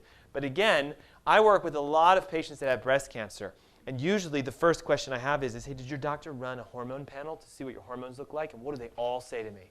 No. They didn't do it at all. Well, did they do any viral testing to see how many viruses you have in your body? No. What kind of testing did they do? They actually didn't do any other than just the one that they just did, and then they pushed me through chemo, radiation, surgery. So you have to understand, they're never going to go after the cause. Usually when you ask them, hey, what caused my tumor? Why do I have this? Genetics. They'll ask questions like, well, do you have anybody in your family that has it? I do. There it is. That's why. Stop asking me questions now. Let's just go. So you got to understand, your cells decide. They decide if they're going to stay what we would call a healthy cell or if they turn into a cancerous or disease cell, mostly because of a couple things. One is the membrane that wraps it is made of fat. And this is vitally important for you guys to understand. When did we start cutting fat out of the American diet? 1960s, right? So in the 1960s, Ansel Keys came around and said, listen, we see a correlation between lots of fat in arteries and then heart disease. So therefore they said, well, all the fat must be causing the heart disease, which is not true. So if we cut the fat from diet, we should see a reduction in heart disease. And has that happened? No, it actually went the opposite direction. But yet we're still doing it. We're also afraid of fat. When we decrease fat, we have to replace those fats with things like chemicals and sugars and trans fats and all the hydrogenated oils that we now are loaded with today. And what we know is those guys get into this membrane and they cause a disruption. They inflame the membrane.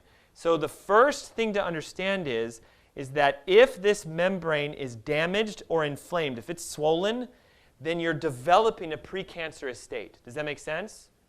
If you're eating a low-fat, high-carb, moderate protein, standard American diet, you are creating this to some degree. The question of it is, how much of that do you have? How many of your cells are inflamed, heading this way, versus reversing, going back to normal? There is a urinary test that I'll show you in a moment that will tell you how rapidly this is happening. Or you can get certain blood tests done and look for markers to find it.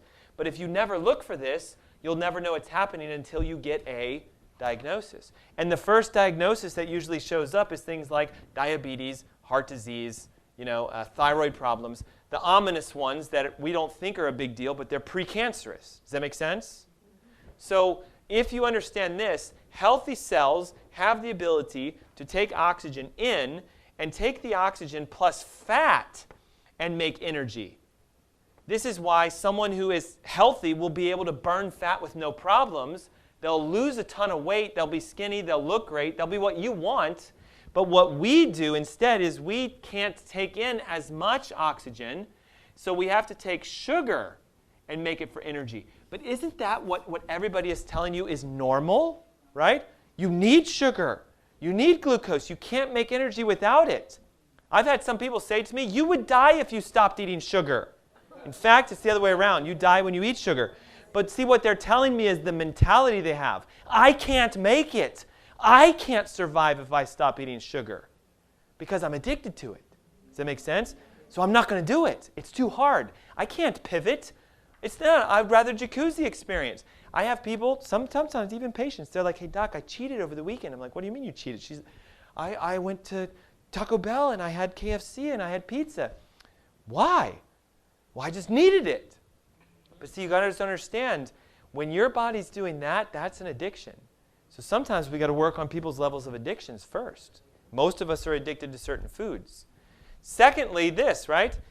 A cancer cell doesn't need oxygen because it doesn't require it, so it takes sugar, it ferments, and it creates energy that way. But the problem is, it is about 1/4 the efficiency of fat. Now here's what's diabolical for anybody who has cancer. The more sugar you consume then, the more you drive this process. And what's crazy is because the inefficiency is so high, what do a lot of cancer patients crave? Sugar. And we will feed them sugar because we'll say something like, well, you just went through a round of chemo. Thank God you're still alive. Here's all the cakes and cookies and ice cream and stuff you want. Good job. But we're feeding it. And when you eat sugar, you feed cancer. All cells in your body have a nerve that go to them, and the nerve tells the cell what to do. Without the nerves, we can't live. Think about it. If you cut the nerves going down your arm, all these cells in your arm do what? They stop working. So a healthy cell needs a nerve supply, has a higher pH. Cancer cells don't need them.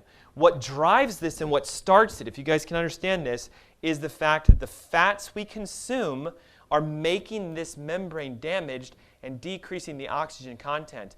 And once you drop it about 38 or so %, what did Warburg say? Boom, switches gears. It won't breathe oxygen. It won't burn fat. It uses sugar for energy. The pH starts to go down. It survives and lives. And if it duplicates itself, there's the cancer. Does that make sense? So you have the ability to stop it just by simply changing what you eat and changing the activities you do and detoxing your body and increasing nerve supply. There's the secret. Now, if I have a ton of cancer and I cut it out, does that answer the question of changing the environment? If wouldn't that make it worse? Chemotherapy is one of the most toxic things on the planet. What's crazy is they actually know that chemo causes cancer. But they will give it to you to cure you from cancer, but they know that certain chemos cause cancer. It's as insane as saying, we know this could give you cancer, we're going to give it to you to see if it makes your cancer go away. The national statistics of chemotherapy success is 2%. 2%. Only 2% of people that do chemotherapy are alive 5 years later. 98% failure rate. Yet they're going to tell you there is nothing else. So the 2% is your best chance.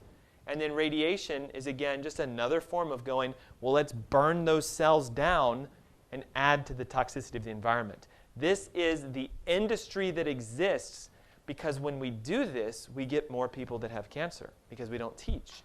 We're cutting this stuff out, we're toxifying it, and we're just hoping that it goes away. Now, I know what you might be thinking. Well, I have a friend who went through chemo, and she no longer has cancer. How can that be then, if this is going to make it worse? Well, look, if you have a virus that's causing your cancer, can chemotherapy kill viruses? Yes, actually it can. It's a toxin.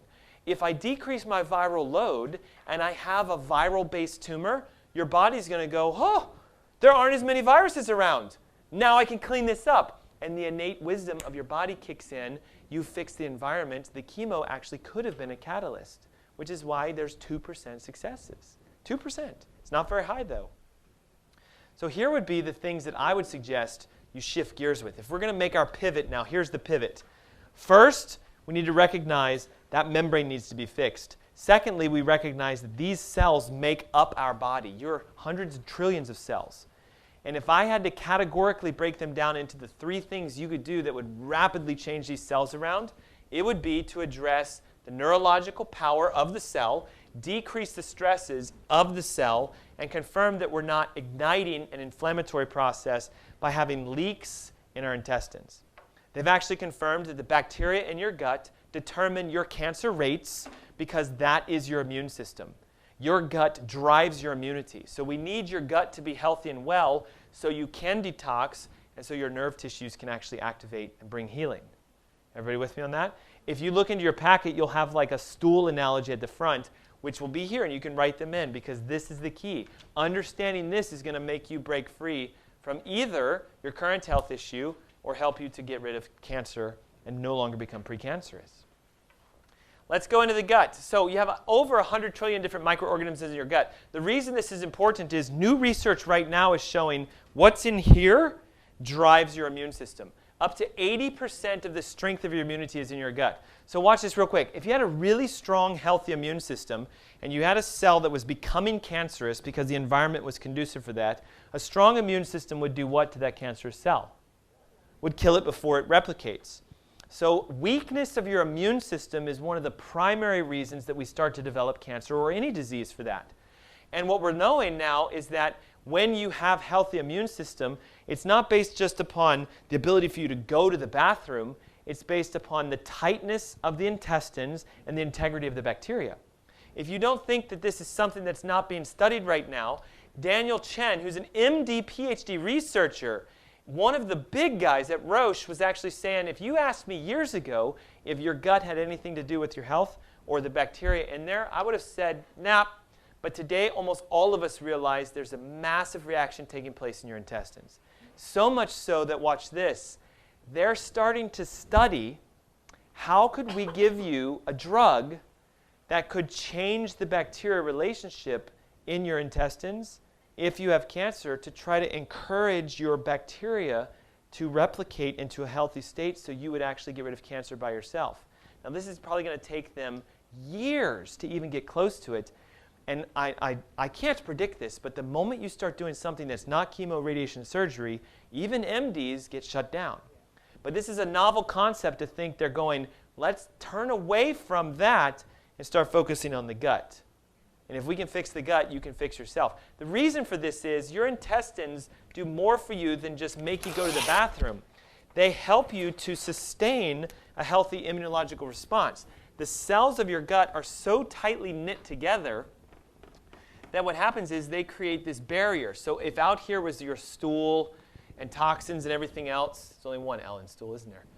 What you would do is this. You would be able to transfer viruses, bacteria, pathogens, toxins, etc. towards the toilet. Make sense? If there's damage to this cell because of everything I talked to you about before, decreased oxygen, lack of nerve supply, toxicity, etc., these cells can start to die, or you have activation of a process which separates them, creating a channel known as a leak. Medically, they'll call this increased intestinal permeability. They'll say, well, you do kind of leak viruses into your blood. And if you leak bacteria and toxins and everything else, you start to shift the system to where your blood is now carrying more waste than it should. And as you circulate that waste around, you autotoxify your body. So they're now terming it a method of saying you have a leaky gut. So in essence, if your cells split apart, you leak things through, and that deactivates your immune system, and you start to get sick. The first sign of this happening is you begin to develop food allergies or sensitivities to food. A food sensitivity would be, well, I'm eating something and my nose is running, or I'm getting a slight little after I ate it, or I get a rash, or I break out, or I get a headache. Those are the early warning signs that the gut is starting to become affected, and as this becomes damaged, because you should be eliminating the bacteria, they start to grow within the bowels, and you get a dysbiosis, a dysrelationship. The incorrect bacteria in the intestines, and it de-inflames your immune system, so it shuts it down. What they've shown is that this leads to almost every form of disease known to man today as the precancerous states. If you have an inappropriate relationship within your gut, you start to build thyroid issues, you tend to get colonic issues, adrenal fatigues, joint pains, sinus problems. And again, if all of this was developing inside of you, it's a sign that your health is starting to go south. Would you agree? But what do most of us say this is the result of? I'm getting older.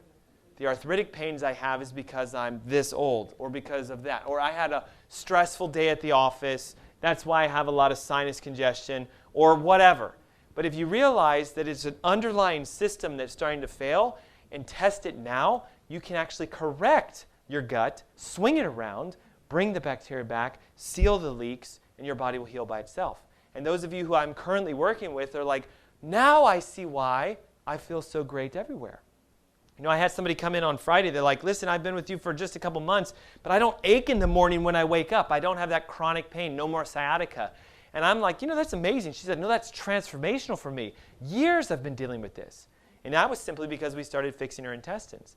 You can actually get tested for this. This is a composition scan. This is something I do in my office. What you do is you stand on a scale. It runs an electrical current through your body, and it measures the amount of fat you have inside of you. Here's the golden rule to determine if your gut is irritated, inflamed, or damaged. The total amount of fat on your body, if 50% or more is in your abdomen, then your intestines are inflamed and swollen and irritated and leaking. Why would the body throw a lot of fat around the abdomen? For what reason do you guys think? For protection, yes? So if I'm leaking like crazy, the innate inborn wisdom that God gave your body to heal itself will say, well, we got to plug all these holes, so let's put all this fat around here.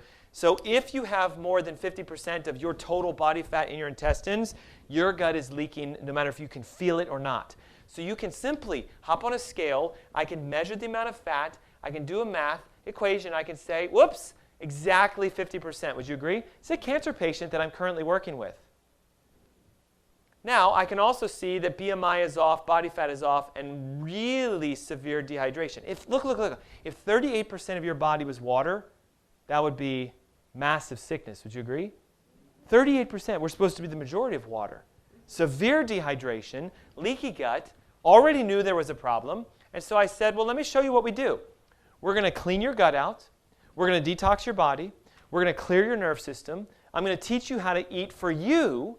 We're going to run some tests and figure out what you need. We're going to track this and see what happens. Started off with me at 201 pounds, and in simply 5 or 6 months is now down to 172. How many of you just that alone would you go, I would like to have that? Like just that right there. Forget the cancer, forget the everything else. I just want to lose 30 pounds like that. When you understand that your weight is a reflection of your health, and you fix your health, your weight will fly right off. But now here's the most important thing. Look at the amount of fat in reference to the amount of fat. We're at 43%. That tells me what? The gut is no longer leaking. You have fixed the primary issue within your immune system. And this patient has actually told me, well, my cancer markers are decreasing. Now, it takes a long time for the body to repair itself. But if cancer markers are decreasing, that tells us your body's getting better, not worse. And the amazing thing is, he's going, my energy's up, everything else is better. Now, I can look at it and say, well, if I get my gut under control, Just fixing that is only one of the 3 steps. So it's like trying to stabilize yourself with just one thing. Does that make sense? I would want firm foundation in my health. So once we repair the intestines, now that they're going to be healthy enough to allow for detoxification, we can begin to start kicking in some detox processes. But let me ask you guys a question. Everybody wants to know what the best form of detoxing is. What's the juice cleanse I should do? What fast should I follow? What supplement should I take? But what do you think the first step and the most important step in detoxification is? Stop toxifying yourself in the first place. You have to remove the source before you can pull the stuff out. Does that make sense? But yet, see, we all jump straight to, give me the good stuff that's going to clean me out. But if you clean yourself out and you're constantly toxifying, that's a waste of money in my opinion. Would you agree? So we need to understand where stuff comes from. Here's a secret behind a lot of detoxification processes. And maybe this will be a mind blown for you guys. Your detox pathways cannot work if your vitamin D levels are low. Almost every detox pathway you have requires vitamin D as a catalyst, as if it's like a necessary ingredient for it to work. It would be the analogy of building a house and having all of the materials, bricks and nails and glue and wood and whatever else they use, but not having any workers to put it together. The workers are required for your body to function. So much so that they're now studying vitamin D in reference to your ability to fight cancers. And what they're doing is they're showing you at what level of vitamin D in your blood do you have an 83% risk of not having breast cancer. Well, you got to be up to about 52 or greater. But now watch, ready? What does your medical doctor say the suggested vitamin D range should be? You need to have what? Are they even talking to you about this? Oh my God. Do we know? Do you know? Does anybody know? Recommended level of vitamin D should be? I think what most doctors say when they're talking about vitamin D, because I've had 2 tell me this, take a vitamin D supplement. But it's hard to translate that to that. Well, here's the thing, right? They all say you should be taking vitamin D, which you should.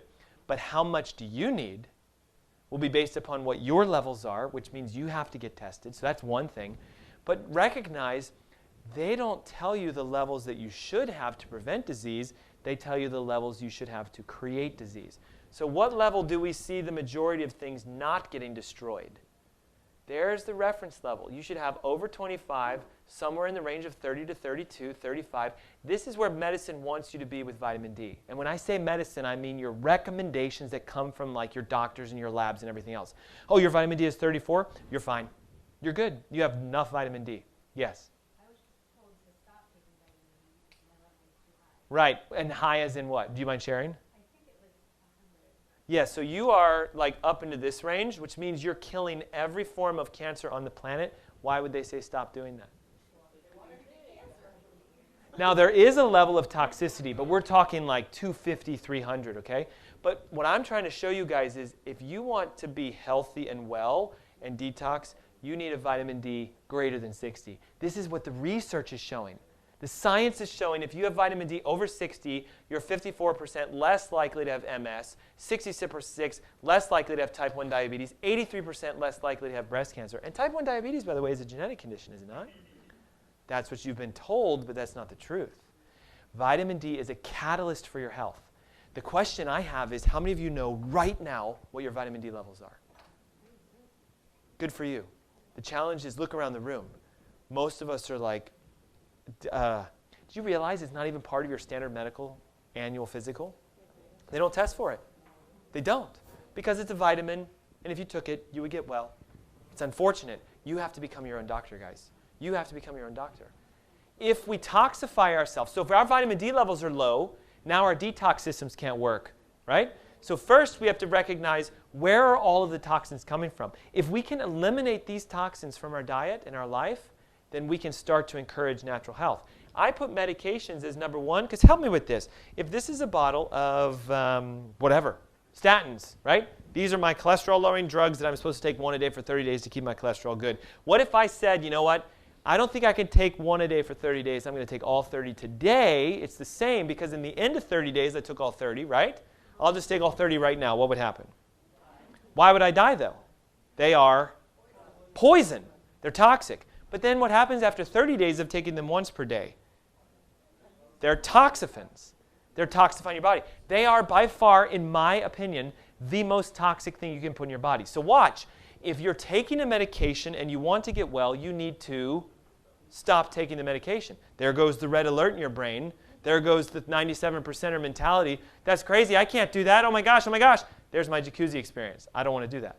Does that make sense? You need to figure out what you're taking them for. So if it's for your cholesterol, that tells me your liver's not working properly.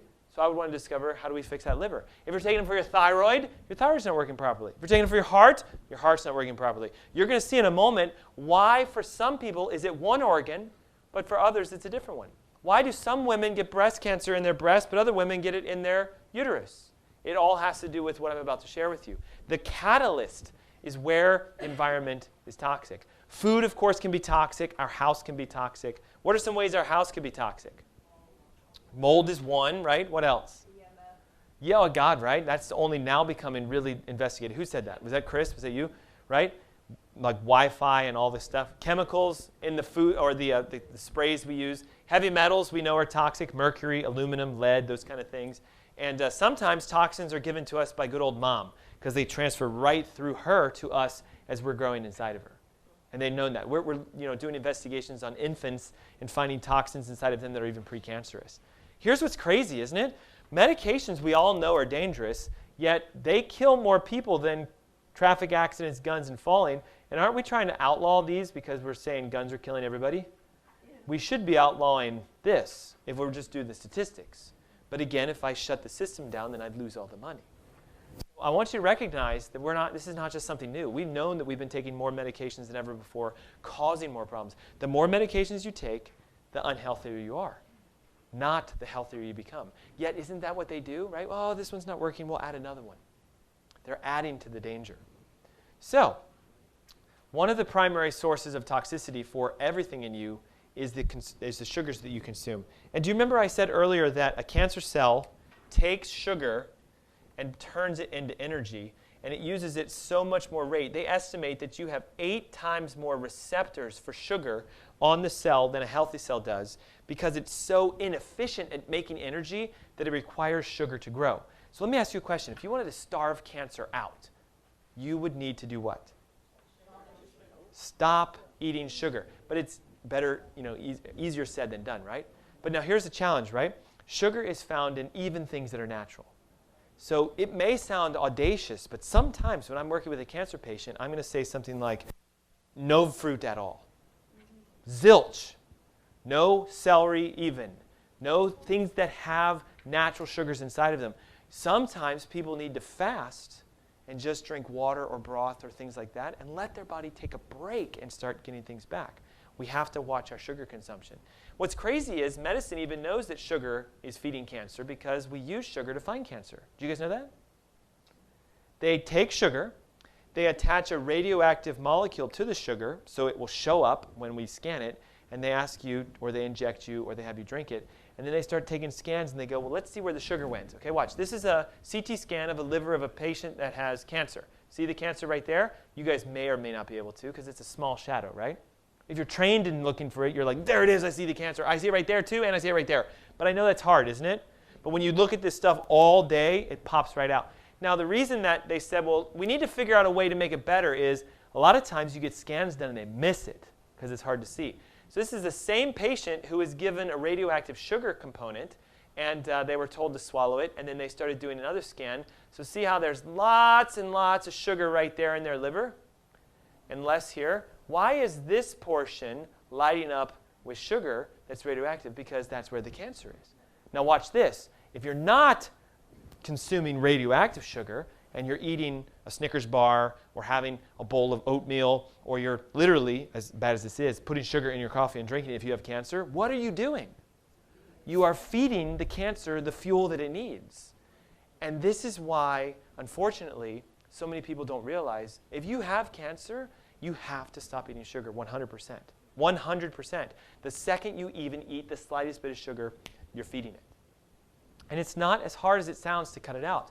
But at the same token, remember how we mentioned that the membrane is made of fat. So we want to decrease our sugar consumption And that not just, by the way, is for cancer patients. You guys all agree you could all benefit from eating less sugar, yes? All of us can, even I can. But you got to understand, sugar's everywhere. And unfortunately, most of the sugars come from things like grains, so corn and rice and wheat and soy, and our dairy products, and then all the other sugars that are found in the foods. Fat, though, can either be a friend or a foe for cancer, because watch, if I eat fats that make this membrane further inflamed and further blocked, then I shut off the oxygen process, and I'm encouraging the cancer growth. Does that make sense? I can eat a lot of sugar and I can do it, or I can eat the inappropriate fats. The problem is that these are the fats that are found everywhere.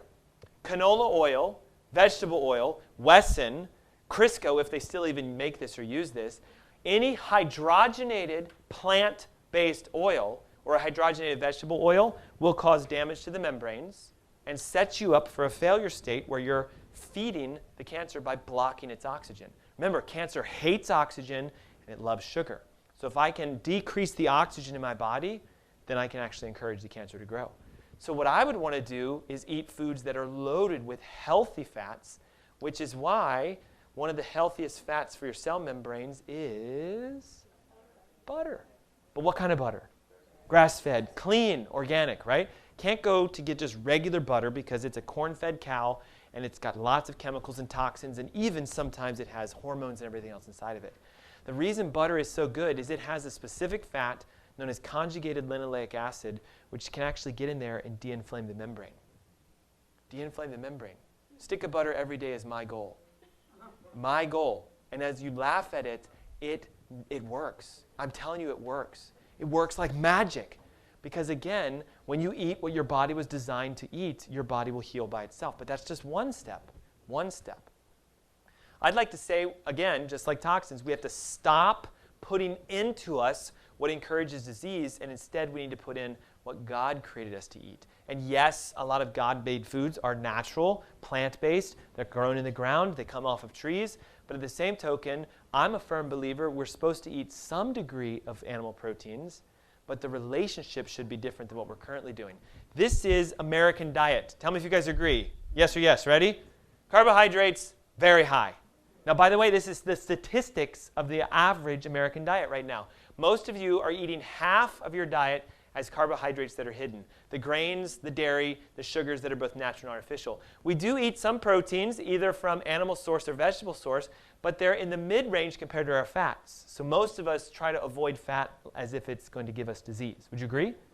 When you're at the grocery store and you have full-fat yogurt and you have low-fat yogurt, which one do you buy? Oh, I heard full-fat. Good for you. Most people, though, buy low-fat. The full-fat yogurt's the one you want to get, but even at that token, if you have cancer, you don't want the yogurt because the sugar from the lactose will create further cancer in the body. Now, this is what I usually teach and recommend. Like almost none. Next to none. Cut out all of them. All grains, all sugars, all fruits for a period of time. Eat the proteins that are clean and lots of fat. The number one question I get with this is, how long do I need to eat like this? And I'm going to ask you guys this question, see if you can give me the answer. How long do you eat like this? Well, this is what we would call a healing diet, right? So I would want to eat this long so that I can get well. Does that make sense? So if I have a thyroid problem, I would want to eat this way until my blood work says I no longer have a thyroid problem. If I have cancer, I would want to eat this way until I no longer have cancer. Does that make sense? Then can we start playing around with maybe adding a little bit more and decreasing this? Absolutely. But this is called the healing diet because it will help you to heal. And here's the crazy thing. Most people will actually, once they heal, just go, well, I felt the best I've ever felt on this. I'm going to stay this way the rest of my life. I eat this way all the time because I know my body's constantly making disease, so I would want to constantly be healing. Does that make sense? Now, I talked to you guys about that test, right? There's a test you can get that will tell us how inflamed are these membranes, how little oxygen is going through, and are you in a precancerous state or not. This is the test. It is called meta-oxy. It is looking at this marker in your urine. I'm not even going to attempt to pronounce that. And here's the crazy thing. I called LabCorp and said, hey, how much if I send a patient and I have this thing tested? What's the cost of that? Like if I said, I want her to go to the lab, I'm going to say, get this test run, and they're going to do it for you. It was $900. And I said, why is this test so expensive? And they said, well, nobody runs this test, so we have to send it to a very special place. We have to have them fire up that machine that measures this thing, and then we have to run your urine through it and have the results come back. So it's $900 retail. I said, will insurance pay for this? Will Blue Cross cover the cost of this? What did they say? What about Medicare and Medicaid? Okay. Now, there is a company that I use that actually designs a home version of it.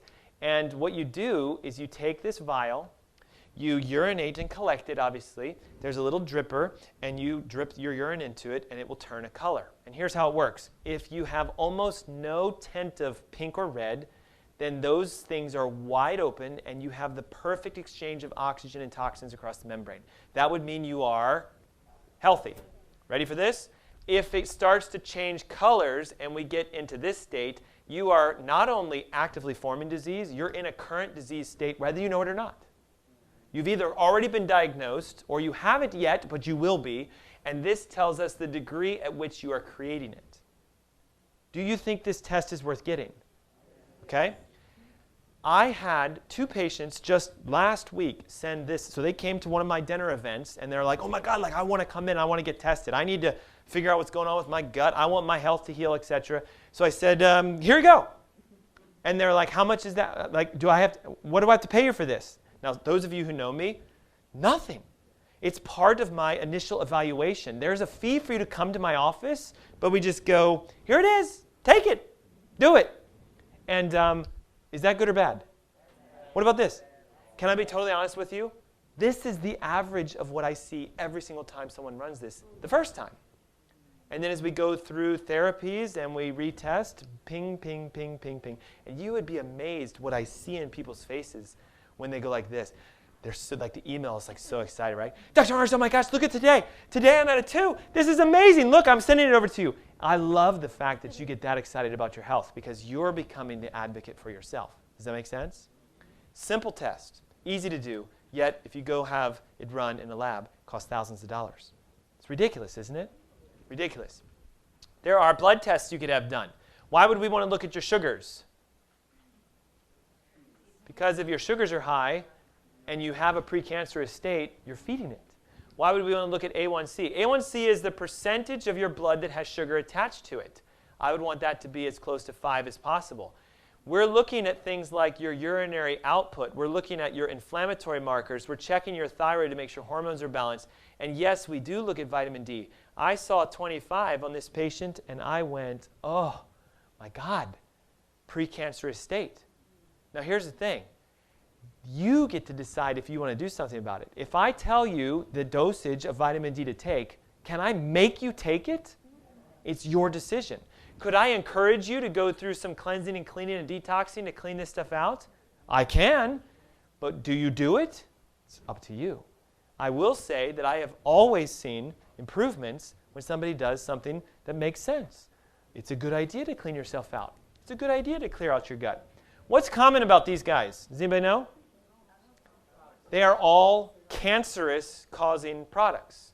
They all have an ingredient that is labeled as a cancer producer. It is a benzene. It's a form of xylene. It is what makes most of them blue. Notice blue, blue. This is blue when it comes out. That's blue. The xylenes and the benzenes in most of our products are what toxify our system. So if I was to take any one of these and dump it into this bowl, what would happen to that guy? You understand the analogy, right? That's your body. These are your cells. Yet a lot of us use this stuff on a regular basis, don't we? So remember, you've got to remove the source of what you've been putting onto you and just wake up to the reality you're probably more toxic than you realize. Figure out your level of toxicity, and let's help you to start encouraging natural detoxification processes. If you have these guys in your mouth, there is a direct connection between your likelihood of having various cancers, and it's not just fillings, it's also root canals. They've done studies showing that the more of them you have, the more you have mercury in these various tissues. And aren't these the ones that tend to get a lot of cancers inside of them? Yes. In the realms of holistic dentistry, they've even connected that your breasts, which are, again, the highest likelihood for most women to get tumors in, are directly connected to the back 2 molars on the top and then these precuspids in the bottom. So having a filling here means you may be leaking toxins towards the thyroid tissues or towards the breast tissues. And it's not just the fillings, it's also the root canals. And we're now finding out that most root canals are still infected. They had the original infection still present, and it's driving a chronic level of inflammation, and your body's trying to attack that all the time. If you divert your immune system from what it should be attacking, cancer, towards what it constantly have, an infection in the tooth, what are we doing? We're making ourselves weaker, if that makes sense. So just recognize some of you need to get some testing done to find out how toxic you are. And then maybe it's just as simple as we point you in a direction of you need to go talk to that biological dentist to have them clean this out. Or maybe it's as easy as we need to support a detox pathway. Let's do this, and then let's track and follow up and see how you're responding. Neurologically, this is the last. Remember, the cell is driven off sugar, oxygen, pH, and there's always a nerve that connects. If we disconnect the nerve from a part of your body, then the cell doesn't know what to do. It cannot regulate itself because it can't receive signals from the brain to say, I'm in a normal, healthy state. It starts to act as if it's just rogue or on its own. Now, I look at the nerve system as sort of like your information highway. Think of it as like your electrical system. You guys help me with this. If these two fuses that are out of alignment, right, those are off, these are on. If those two went to, let's say, an appliance inside of your house, your dishwasher, your oven, your range, whatever, would that system work? Would the device work? No. So it would be crazy for us to run tests trying to figure out why this thing isn't working because there's nothing wrong with the actual device. Would you agree? So let's just pretend for the sake it's a dishwasher. So if I hire the best dishwasher mechanic, he's got an MD in dishwasher abilities, right? You can see where I'm going with this? We're running all these tests on this dishwasher. The tests will come back either normal or abnormal. Well, it's not functional, it's not working, but it seems like the systems are okay. What we should do in this instance is look at what's driving the power for it. Hopefully you guys understand all of your body is driven by an electrochemical power. You understand that? Like, we don't just plug ourselves in and recharge ourselves. Some of us wish we could, right? But we have a chemical energy inside of us that's driven from how our brain communicates with our body. If there's a disruption in your electricity, this is what creates the cancers in various parts of your body. So think of it like this. If I have a perfectly working nerve system, but I have irritation of neurological tissue to my left breast, my brain is not aware that the left breast is disconnected. It's not aware if the environment changes into an acidic or a deoxygenated state, so it can't control it and it can't run an immunological response there. Why do some women get left breast cancer and why do others get right breast cancer? Because of the alignment of their nerve system. You have nerves that go right and you have nerves that go left. If I have damage this way because of a scoliosis or structural issue and I'm crushing nerves to the right side, I'm more likely to develop a condition in the right than the left. Does that make sense? So we can look at this and say, well, there's natural normal alignment of the neurological tissues. So if everything's aligned properly, it would be as if there's normal alignment to a fuse. You see the analogy? If I have a misalignment that's detected, fixing this would re-engage the electricity. It is the same thing for the nerve tissue, except most people don't realize that if your spine is out of alignment, it's not just a pain source, it's a healing source. I can have no pain in my body, but have neurological interference that may be hidden to me, preventing me from healing. It's like the catalyst. Just like you need vitamin D to detox, you must have a properly working nerve system if you expect an organ, a cell, or a tissue to perform properly. Would you guys agree with me that this looks a little weird on this x-ray? Yeah? And then doesn't the heart also look a little strange? Is the heart supposed to be on the right side of your body? Right side? No, left side. Why does this heart look so strange? Because right here, there is a bend in the spine. And down here, there is another bend affecting the nerves that come out towards the colon and everything else. That is a colonic congestion. The colon has become spastic. It is not contracting, so stool is backing up. Is that a good idea or a bad idea? Do you think she was aware of this? So the challenge becomes if I just say, well, I feel good. I must be healthy. You got to test. It's worth testing because if you find it before it becomes a problem, it's always easier to get rid of it. Another thing that we also know is that there are various levels of the spine that control different parts of your body. So your entire neck drives everything from about the middle of your chest up. So your heart, your lungs, everything through your arms, your thyroid, your sinuses, your brain, your head, and everything else. So if you had thyroid cancer, my first thought as a physician, the way I work, would be this. What's the neurological supply to your thyroid doing? Because if your thyroid is disconnected from your brain, that's one source of what could be the problem. Number two, what's your level of toxicity? How inflamed are you? Do you have heavy metals? Is something going on? Because you wouldn't have your condition if you didn't have that. Number three, are you leaking through your intestines, destroying your immune system, not allowing your body to innately fix your thyroid? Does that make sense? Why am I thinking that for someone that has a thyroid problem? Because I would look in their neck and find out if there's a blockage. But maybe it's your heart or your liver or your pancreas or your lungs. The thing is that your spine drives every part of your body. So when we look at an x-ray, just as an example, to give you an idea of how we test this, when I shoot an x-ray through someone's spine and their neck, what I'm looking for is not this, which is what most of you are doing. Almost all of us drive our head forward, we crush our skull, we put a ton of stress across the top of our shoulders, and we just think a good massage is going to fix this. Okay? Watch. If the brain is designed to send electrical signals down the spinal cord and through the nerves that exit between, if there's an alignment problem, we can squeeze the nerve, shut off its flow, but if you're not doing enough of a squeeze, you'll never feel it. Does that make sense? What I'm looking for is to see a wide open base to the skull and a curve in the neck, because that would tell me that everything is clear throughout your neck. We would do the same thing for your low back, your mid back, and everywhere else. If, for example, we use some technology that exists and we scan the spine for, say, heat or swelling or irritation, and we see a level of damage, then we get to say, well, wait a second. Something's not right between these zones. And because 2 is sinus, 3 is lungs, 4 is thyroid, 5 is thyroid, you have 2 thyroid nerves, 6 and 7 are lymphatics, T1, T2, T3 is heart and lungs. I start thinking for this person, sinuses, thyroid, breathing, heart, lungs, lymphatics. I'm already throwing a picture together in my brain of what could be the cause of those issues. Does that make sense? We're looking for cause, not the effect. Now, if I take an x-ray and instead of seeing the curve, then we get to predict the amount of disease states within the body. Your neck has to have a 45-degree curve in it for there to be good constructive flow of energy through the body. If the neck straightens itself out, what's happening is the spinal cord is being pulled, often the discs get compressed, and if the nerve doesn't go through, you lose the power. Does that make sense? This was Angela's neck when I met her. Yet she said, I don't have any neck pain, but I'm struggling losing weight. I'm having this depressive state. I just don't feel like I'm normal. And the thyroid, by the way, sits right here, which your thyroid controls your weight. Would you guys agree? Look at what's happening right there. Can you guys see it? There's a shortness to the disc. There's a little spur off the front. So there's damage in her neck, yet she can't feel it. So if you wait until you feel a problem, usually it's almost too late. It's just like if I wait till I get cancer to take care of it, ugh. Everybody with me on that? Prevention is always the key. I'm curious how many of you have ever had your necks x-rayed to look not for the amount of pain you have, but for the amount of performance and function of your nerve system.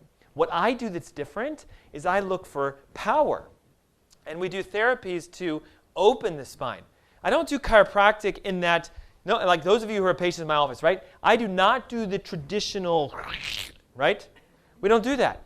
We take structural analysis x-rays of your body, find the areas of interference, and we target those zones either with mechanical drop or with an instrument to release them. And we use therapies that encourage your body to go back to normal.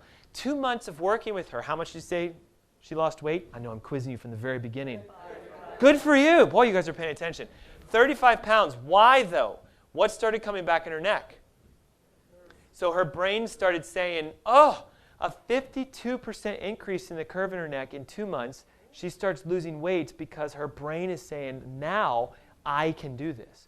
You were running 6 to 8 miles, not losing weight because I couldn't talk to the thyroid. You guys realize how pivotal this is for some of you? This could be the pivot that you're missing.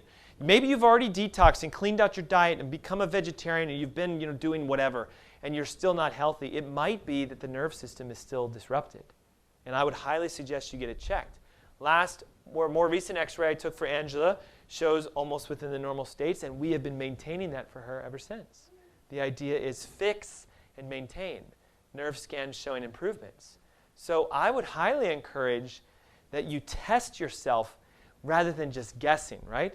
It's like your comment, right, about the vitamin D. Well, just take some. Well, how much? I don't know, just take it. It's good for you. But you really need to figure out what level you have to determine how much you should take. Would you agree?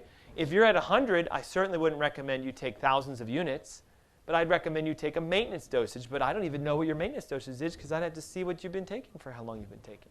Does that make sense? Sometimes you need some professional assistance. The nice thing about today is you don't always have to run off to a lab anymore to get testing done. A lot of tests are available to be done either by yourself if I give them to you, or just coming into our office and doing simple tests in the clinic, which is easy and available. Another really important test for your health is looking at the base of your skull. As you open your mouth, if that first bone is set properly, some of you, have you ever done this? You've looked at yourself in a photo and you're like, well, you know, like my head tilts this way, my shoulder drops there. I had someone tell me the other day that like for years, everybody kept pointing out to me like, can you just do this? And he's like, I am. But the thing is, watch this. If your cervical, the placement of your head over your frame, is tilted, rotated, or out of alignment, it is driving the pattern in the body. And if it stays in this pattern for years, as you work out and as you drive and as you live your life, you're encouraging more damage to the neurological tissue because you're out of alignment. It's the same as if your car tire is out of alignment. If I drive with a car that's out of alignment to California and back, what's going to happen? I'm going to cause wear on my tires. Would you agree? If I'm in alignment, I have the normal wear. It is the same thing. If you have an inappropriate alignment, we can now, with the technology we have, see it physically. And then here's the benefit of the testing. If we do a therapy session, let's say we see, would you guys agree that that is smaller than this? So this bone right here needs to go that way to open the space up. We would do a specific reset. Yes, it is an adjustment. Yes, it's chiropractic, and you're going to hear this release. It's going to go. But as it does that, what would we want to do to confirm that you actually got better? Would we want to say, do you feel better? Do you feel better? Do you have more energy? Or would we want to re-x-ray this and confirm that the space has changed back to normal and show you how to maintain it and keep it there? What would you want? We'd want to confirm it, move there, and keep it there. That's the difference between how I approach chiropractic than all your other chiropractors that some of you have been to. It happens a lot, doesn't it? You go to a chiropractor, you get tested, they tell you all your problems, they recommend your care, and they keep asking you, how are you feeling? Are you feeling better? Better, better, better, better, better, better, better. Yes? Okay, less, less, less, less, less. Some of them don't even re-x-ray. Some that do, no change. Well, that's why you need maintenance for the rest of your life. You've got to fix your spine. Trust me, fix your spine, reset it. It's the catalyst. So, brain talks to body, body talks to brain. As long as that is working, there's healing. There's power in your body. So, it's a three-legged system. Nerve system connection, detoxification, gut clearance. If you have all three, you're ironclad. You can bounce back from anything. I've seen diabetes clear out, heart disease go away, people lose 20, 30, 40 pounds fast. But what I would encourage you to do is see if it's happening inside of you. If you have a red folder, it's simply because I've never had the privilege of looking. I would love to, but I do realize it's your decision to do that. I did come to this event looking for someone who's wanting to have a massive change in their health, but I realized there's usually some interferences with that, like how much does it cost, how long is it going to take, what's covered, etc. Would you agree? Mm-hmm. It's in all of our brains. But my pledge to you is this. We have a method of finding out if there's neurological interference, showing it to you, correcting it. We have ways of testing your toxicity levels, letting you see them, and showing you, just do this, and then get it retested, and you'll watch the levels come down. We have ways of teaching you how to encourage a diet that's specific for you to clean your intestines out and allow it to regrow back again. But because your environment is different than hers, if I just said, go do this and it's going to fix everybody, it can't. Because you're each uniquely created, you each have unique things about you. So what I'm offering those of you that are here today is the chance to find out if what you have going on, if it's stomach, pancreas, spleen, gallbladder, large intestines, prostate, whatever, if there's a system in your body that is not working properly, there is a direct connection to your neurological pathways. There is a direct connection to your toxicity. And the testing is quite simple. It would be, I'm sorry about that, to have your entire health evaluated. Run a test to discover what your toxicity levels are. I'm including blood work, which, by the way, most blood work runs between $600, $700, $800, and we're going to basically say, it's yours. I'm asking for you to cover the cost of the blood work. And what we're going to do is all the therapy that's required to help you to get yourself well, include a second visit to review what this means, how we fix it, what your blood work is telling us, run this composition scan on your body to find out how leaky your gut is, take the x-rays and the films, figure out your pathway, assess you for all three, give you a therapy. So basically, your first therapy is on the house. We would say, do this. Let's fix this. Retest you. See how you react, and then we sit down together for about an hour and say, here's exactly what I suggest that you do. If you were to bill it through your insurance company or have Blue Cross, Aetna, Medicare, something like that try to cover it, because these are what they consider non-traditional therapies and tests, they're going to ping against either the deductible you have or they're going to say you have no benefits towards them. The average cost of having all of this run, just the first visit, just the tests, is about $897. And that would be for you to just get the blood work, get this done, get some x-rays and everything else. What I'm suggesting and recommending, if you want to do this, is I can cut this cost down to $497. And that is simply the cost of what that lab is for me to order for you if you walk in and have it paid in advance. And that test will tell us everything. Once we get that test done, then I can show you on your second visit everything we found. I'll make a recommendation. I'll ask you to do a couple things. We'll follow up with you within 3, 5, 7, 10 days, whatever it is. And I promise you, third visit, we'll sit down one-on-one and I'll go, here's what we found, here's what changed, here's what you can do to get it fixed. The benefit now of insurance, if you have it, is sometimes they help with the therapies, but they rarely help with the testing. Would you guys agree? So if it's something that you want to do, I would suggest that you take that form out. I'm already seeing some of you do this, which is great, but here's how it works. At the top, put your name, put your information, take your pen or pencil, whatever you have, slash through that 897, write 497, and I need you to put a signature at the bottom, which is basically your understanding that you are receiving all of this for a discounted rate of $497. On this side over here, you'll see Monday, Tuesday, Wednesday, Friday, etc. These are the various times in my clinic that we have as availabilities to come in. Now, does that mean this upcoming Monday at 8:30 is available? It just means it's an availability that a Monday would work. Are you guys okay with this? What I ask that you do is circle the time you would like, and then circle a second time that could be an alternate. For example, 10 o'clock on Monday would work, but if you don't have a Monday at 10, I could do Wednesday at 10 because 10s are good for me. It will help for when we break apart in a moment. If you want to get these tests done as you go to see my crew, filling this form out in advance will save a ton of time for you and for them. Does that make sense? So in summary, we need your information, slash through the 897, write 497, pick your circle, pick your time, and you're going to stop guessing about your health, start testing it, and I promise you, you're going to have your life changed, and it will be a pivotal moment if you make the decision to do that. Now, real quick, I want to go through this. There's a moment that takes place in our brain. We're kind of right here as we finished out today. Help me with this. Would you guys agree you now know the 3 causes of all cancers? I want to review them real quick. Cause number 1 is oxygen decrease. Cause number 2 is acidity. Cause number 3 is, it's a tough one. Cause number 3? Well, we'll have to watch. Okay, real important that I do this then. If I have decreased oxygen and if I have decreased pH in my body, how does my body determine where the tumor shows up? No, sugar feeds it. How does it determine where it shows up? Where the nerve system is irritated the most is where the tumor will show up. If I have neurological irritation towards my liver, I will get liver cancer. If I have neurological irritation towards my thyroid, I get thyroid cancer. If I have neurological irritation towards my breast tissue, I get breast cancer. The nerve system is the catalyst, which is why it's the most important to test. Then sugar, because it's what feeds it and everything else. Does that make sense? The tests are what we reviewed, and the way to reverse it is basically to take the causes of cancer and get them out of your body. Would you agree? We want to reverse the sugars we consume, increase our oxygenation rate by fixing the fats in our membranes, allow the cell to replace itself back to normal, and your body will heal. We've seen it happen hundreds of times. So I'm going to close out today with allowing you to make that decision. It's your decision, and I just ask that you make one that fits you. If you'd like to get tested, do it. If you're not ready, I totally understand that. Come to my next events, come to my next classes, whatever you guys would like. But I promise you, a pivot can take place when you figure out what's going on inside of your body, and you address you. Does that make sense? Beautiful. Did you guys have fun today? Thank you so much for coming.